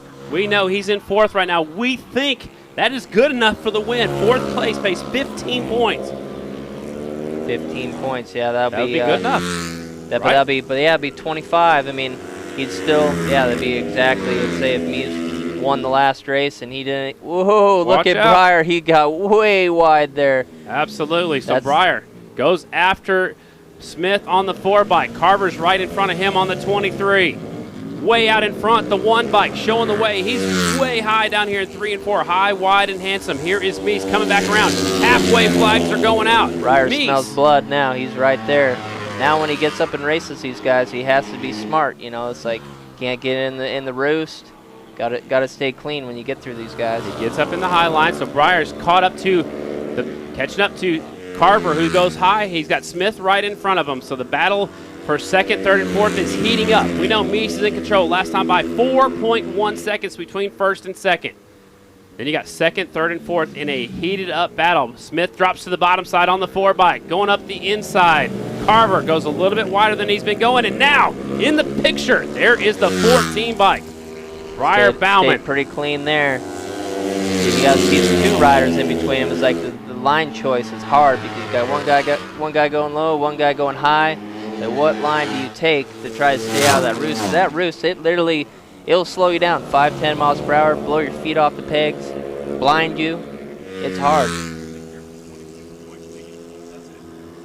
Battle's heating up for second, third, and fourth. Smith has second now. Carver's right there. Here comes Breyer. Breyer is up to fourth, and he can see second and third. Do you think he knows what position he's in right now, Brad? Oh, yeah, he does. And he has to get in between one of these. Go look at that high line. See if he's able to go all the way around these guys on the high side. There he goes. The 14 coming to the front, ladies and gentlemen. They're 3 wide down here, turn number 4. He's going to get the run coming around the outside. Ooh, he gets a little pinch stop. Watch then he's out. going to go to this. Whoa! Man, look at this. Side by side. Smith on the inside takes second spot away from Carver on the 23. Breyer's right there. 5 laps to go. Only 5 miles remaining here at the Minnesota Mile. The 14 bike up against the air fence. They got the momentum. Here they come. The momentum train around the outside of Smith. He has to get in between one of these guys. Dealing with both of them in front of him, now that's difficult. If he can get in between them, then he can have a little bit more cleaner air to make a better line. Yeah, I think they're kind of holding all of each other up, right? Oh, they're yeah. battling against each Well, other. let's see him go around all the way around the outside. I think he's going to get him this time. Breyer goes by the 23 of Carver. He does. He goes He's around in front by of the both four. of them. That's what it took. There is your leader across the finish line right there, the 1 bike. Breyer from the back row is up to second place on the beat-up motorcycle. Smith, he said, I'm not giving it to you that easy. He comes back on the inside. Smith is winless here in the 2019 season. I don't think he can catch up to Meese, but you never know what's going to happen. If Meese had a mechanical, Brian's got to be right there. That's what happened last year when Breyer ran out of gas. To finish first, you first got to finish. That's right. Down he's the back. still hanging right there with Breyer. Down the back He's straightaway. taking the shorter way around the racetrack, going right down to the bottom, where Breyer, he has to keep up so much more speed going around the outside like that. And it's harder going up there. You gotta, it's way more physical, so you use a lot of energy to make that happen. Lap 12 going in the books. There's your leader, Jared Meese, defending Grand National champion. There is Breyer Bauman looking for his first ever Grand National championship. Sitting in second. Smith drops to the bottom side. Carver's going to work now. He's watching Breyer where he's running, but he's not nearly running up as high as Breyer Bauman. Off of turn number 2, Breyer secures himself into second place. That didn't last very long. Wow, he got way up against the hay bales off of turn number 2. It's super deep up there. It slows the motorcycle down big time. All right, your leader in the high, deep stuff in turn number 4. He'll come by this time by and see the 2 lap to go signal. Look at Breyer way up top. Wow, they're going to come together. Woo, man. Smith still in the 2 spot now. Breyer is in 3rd. Jeffrey Carver in the 4th position. Smith taking that lower line. It's such a lower, shorter way around the racetrack. Breyer has to keep up so much more speed. We'll see if he's able to get the run around the outside coming off of 2. I believe he does. He doesn't get in the deep stuff and slow down his drive. Yeah, you just slip a little bit wide there. That's all it takes to get up in that sand, and you're not going anywhere. So Sammy Halbert's a little bit off the pace. He's back here in the 11th spot, the last bike on the lead lap. This time by, the white flag is going to fly on the Minnesota Mile. Jared Meese, he drops down a lot lower than what he's been running, but Breyer's still up there in the high, wide, and handsome lane. 1 mile to go for Jared Meese. Here's Breyer in now second. It's a race in between Brian Smith and Breyer. Wow, it's gonna. This is, man, I'm excited. I can't even talk. I know, right? Your tongue's getting all twisted up. Breyer right there trying to win his first ever championship. He's trying to get by Smith and drives right off of turn number 2 and gets back in front of Smith. Drive. Now Brian Smith, he got the run going down the backstretch. I don't know. I think Brian Smith has the upper hand, that lower line. He's been able to get off of 4. And he can slide in front of Breyer coming off of this corner. Such a shorter way. Oh, Breyer gets his foot tangled up. All right. See if he gets the run. Here comes he might have it. Here comes your winner off of turn number 4. Jared Meese will win his 7th Look at the run from Breyer Bauman on the outside. They Watch come out, together. They touch. Oh! Oh my gosh, they touch for 2nd and 3rd. Smith gets him. Breyer still gets on the podium. That'll be good enough for the championship, I believe. We will hear that officially in just a few moments, but Jared Meese winning his 7th Grand National of the 2019 season. A few more riders taking the double checkered flag. There goes Van de Kooi. There is Bugs Pearson. Wow. Here comes the 67 of Fisher. 1 more bike still on the racetrack, ladies and gentlemen, taking the 11th spot after coming off the ground. That's the 69 slamming Sammy Halbert. That's it. We'll get the official calculations in just a few moments. Breyer, pretty sure he thinks he won right now, Brad. I'm pretty sure he did too. There's Bronson. Stop by to congratulate him. If he did lock it up, that will be his first ever Grand National Championship. Yeah, there's no feeling like it. Breyer, ladies and gentlemen, Breyer Bauman, your new 2019 Grand National Champion. And how about that finish? Like, to do it like that, Man. I mean, that's the way he just did it is better than if he won it and got the Grand Slam. That took courage, that took determination. And teamwork by his team, his mechanics, Yeah. putting that bike back together. Officially, Briar Bauman, your 2019 Grand National Champion after crashing in turn number 1. Here's B. Smith already making his way back. He gets a second place finish. Briar Bauman third. Jeffrey Carver fourth. Henry Wiles fifth. Bronson Bauman from the back row is up to sixth. Brandon Robinson seventh. Jared Van de Kooi, Bugs Pearson, Davis Fisher, Sammy Halbert. Those are your 11 bikes that finished. Brandon Price, Stephen Vandeker, Jay Maloney, James Monaco, and Jake Johnson I don't think he started the race out there on the 5 bikes. So look at the big crowd over here at the victory. Actually, that's the track entrance. They haven't even made it to a victory lap. I'm thinking Jared Mees is going to give Briar Bauman maybe a victory lap here. Look at that. Dave Zanotti giving a huge hug to Briar Bauman. And here comes the victory lap. Briar, tears in his eyes there. Tears of joy. Ladies and gentlemen, your race winner and your 2019 Grand National Champion, Jared Mees, Briar Bauman. These guys fought it out tooth and nail all year long. Mees has won 7 races this year. Briar has won 5. Briar's been on the podium 16 of the 17 races this year. Brad, that's pretty amazing. You know what that feeling's like, and you're a part of it again, sir. Yeah, it's really cool, man. There's absolutely no feeling like that. I mean, and Briar, I mean, he's been a team. We knew this was going to come sometime in his career. I mean, he came on from his rookie year. I mean, he was winning races. He was strong. We knew that eventually that he would get to this point. And the way that he did it this year, with an injury, with some bike failures, and with the way things went today, a big crash. Yeah, I mean.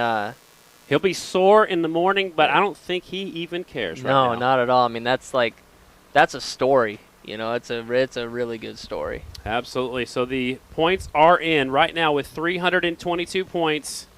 Briar Bauman clinches the championship. Second is Jared Mees with 295, so that is a 27-point difference. He had to be leading by 26 points leaving because Jared Mees has more wins. So he would have had the advantage if they would have left here with 25 points. So Briar Bauman wins the championship. Jared Mees is currently second in the points with 295. Bronson is third. He salvaged some points tonight with 234.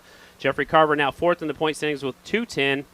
Brandon Robinson still in fifth with 191. Jared Van de Kooi in sixth with 190. Henry Wiles seventh in the point standings. Bugs Pearson is eighth. Sammy Halbert ninth. And Davis Fisher 10th in the point standings. Our Rookie of the Year winner is 11th. So we're going to have an exciting victory podium. The pits will be open in just a few moments. Actually, it looks like the pits are already open, so you can head on down to the pit area, meet your favorite rider, talk to your brand new 2019 champion, the 14 bike.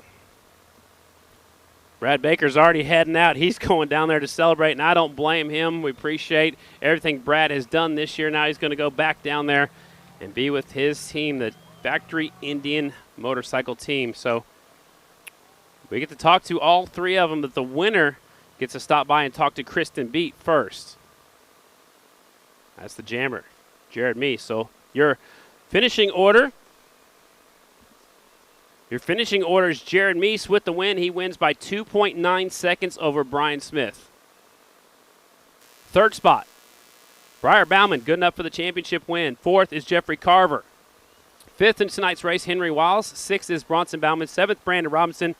Eighth is the 20 bike, Jared Van de Kooi. Bugs Pearson is ninth. Davis Fisher is 10th. Sammy Halbert is 11th.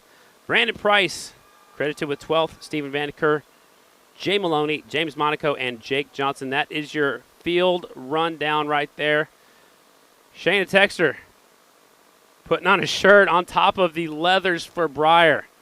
Briar looks like he can barely move. He is physically drained, mentally drained, and it's just getting started.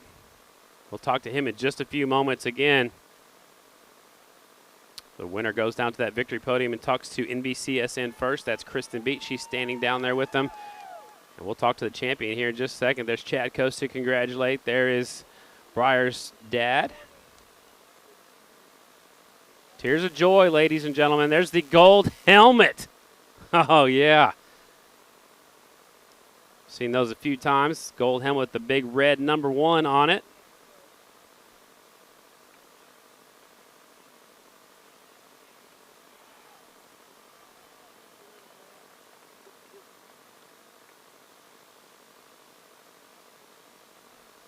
So we'll talk to him here in just a second.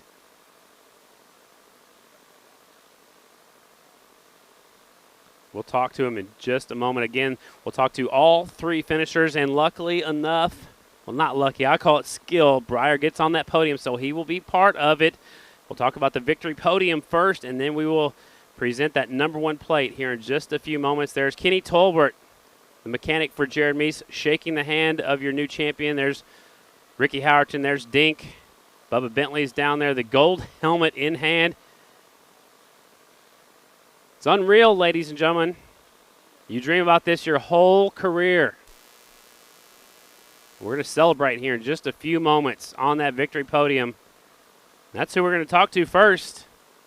Briar Bauman, a 3rd place finish, sits down for the first time, letting it all soak in. Tears of joy, ladies and gentlemen. Brian Smith, 2nd place. Jared Meese, your winner.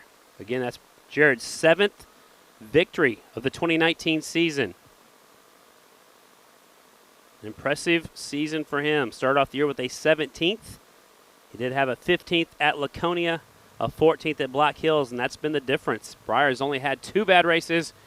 Meese had 3 bad races. So they're moving that number 1 bike over there to the center. We'll get all these top 3 riders on the victory podium.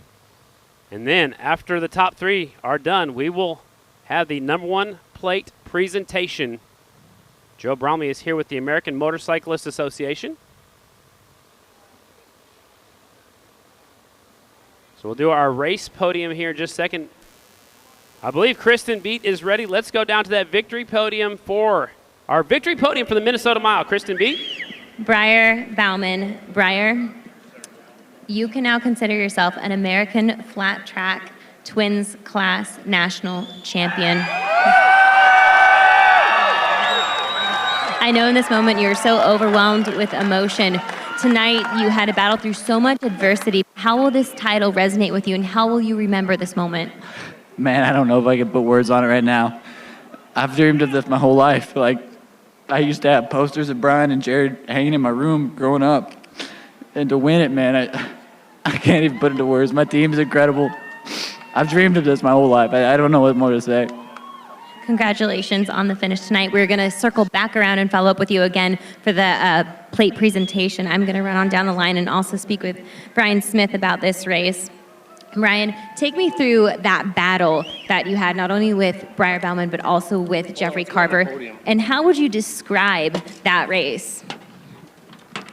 First off, I figure we better get up on the podium. I haven't been up here since the beginning of the year, so I want to enjoy it. Battle with Carver the first half of the race and 5 to go. Here come the champ, Briar, around the outside of me, and it's like, damn, he's not going to let me have this second place. And we were banging bars coming off turn 4 for the checkered flag, but I knew he could win it by getting 3rd, so I needed that second place. We need some motivation for next year. Got to get that momentum in the right direction, already looking towards 2020. Congratulations, Brian Smith. And Jared Meese with a win tonight and with what I believe to be one of the most classiest gestures in all of motor racing, offering Briar Bauman that victory lap. Given the points climate, what were you telling yourself? What was going through your head in that main event? I mean, just to come in these last 2 races and just win them is what my goal was to do. Coming in being 35 points down, I mean, it was really going to take some extremely bad luck, which almost happened to him, but they have a phenomenal team. He's got a phenomenal team and worked endlessly to get that bike together and back up front. And, I knew once Briar entered the race, it was like, yeah, he's going to get 3rd. I mean, he's been riding so good all year long, and hats off to him and his team, and huge hats off to India Motorcycle for clinching their 3rd championship. And it's an amazing company, and I love riding for them and being a part of them. And my entire team, Craig Rogers, SDI Insulation, Kenny and Bubba, you work so hard for me all year long. Hernley's India Motorcycle, Progressive Insurance, Jimmy Wood with the Olin suspension. This stuff was working phenomenal all year long. All my sponsors, I can't say enough for them all. National Cycle, Drag Specialties, Monster Energy Drink, Bell Helmets, Alpine Star. The list goes on. Arcade Chains. Just so many people contributed to my program, and it's hard to lose that number one plate, especially after the domination that we had the last 2 years. But it went to the best guy this year, and I'm looking forward to next year to get it back. Let's hear it for Jared Mees. Scotty, I know you have a little something to say before we present Briar Bauman with that number one plate. Just what a day. What a fun day. Exciting day for sure. Congratulations again to Jared Mees winning his 7th Grand National of the season. Brian Smith getting back on the podium. He's been trying to get back up there all year long. He got a podium finish at the Red Mile, and this is his 2nd podium of the season. Brian Smith trying to keep his win streak alive, winning at least one race every season since early in his career. So Brian Smith 2nd, but the man of the hour, ladies and gentlemen, back on that victory podium. Here is our number one presentation. Here is Kristen Beat. And Briar Bauman had a remarkable season this year. Scotty, I'm going to hand the mic over to Joe Bromley with his plate presentation. Thank you. First off, wow, I got to say, what a race. I mean, you made that real exciting here. Was a lot of 8-10 minutes here of not knowing whether your team was going to get that bike together. Michelle and your whole Indian team did an outstanding job. I had an opportunity back in 2010 to present you Amateur National Championship number one plates, and then also present you your AMA Horizon Award. And the Horizon Award is always presented to one of our top amateur riders that we always feel is going to make the biggest impact of going into their pro career. Well, for the past 9 years, you've had a great pro career, and this season you ended up notching out 15 podiums, 5 race wins to win your first AFT Grand National Championship. So on behalf of the American Motorcycles Association, it gives me great honor to present you your 2019 American Flat Track AFT Twins number one plate.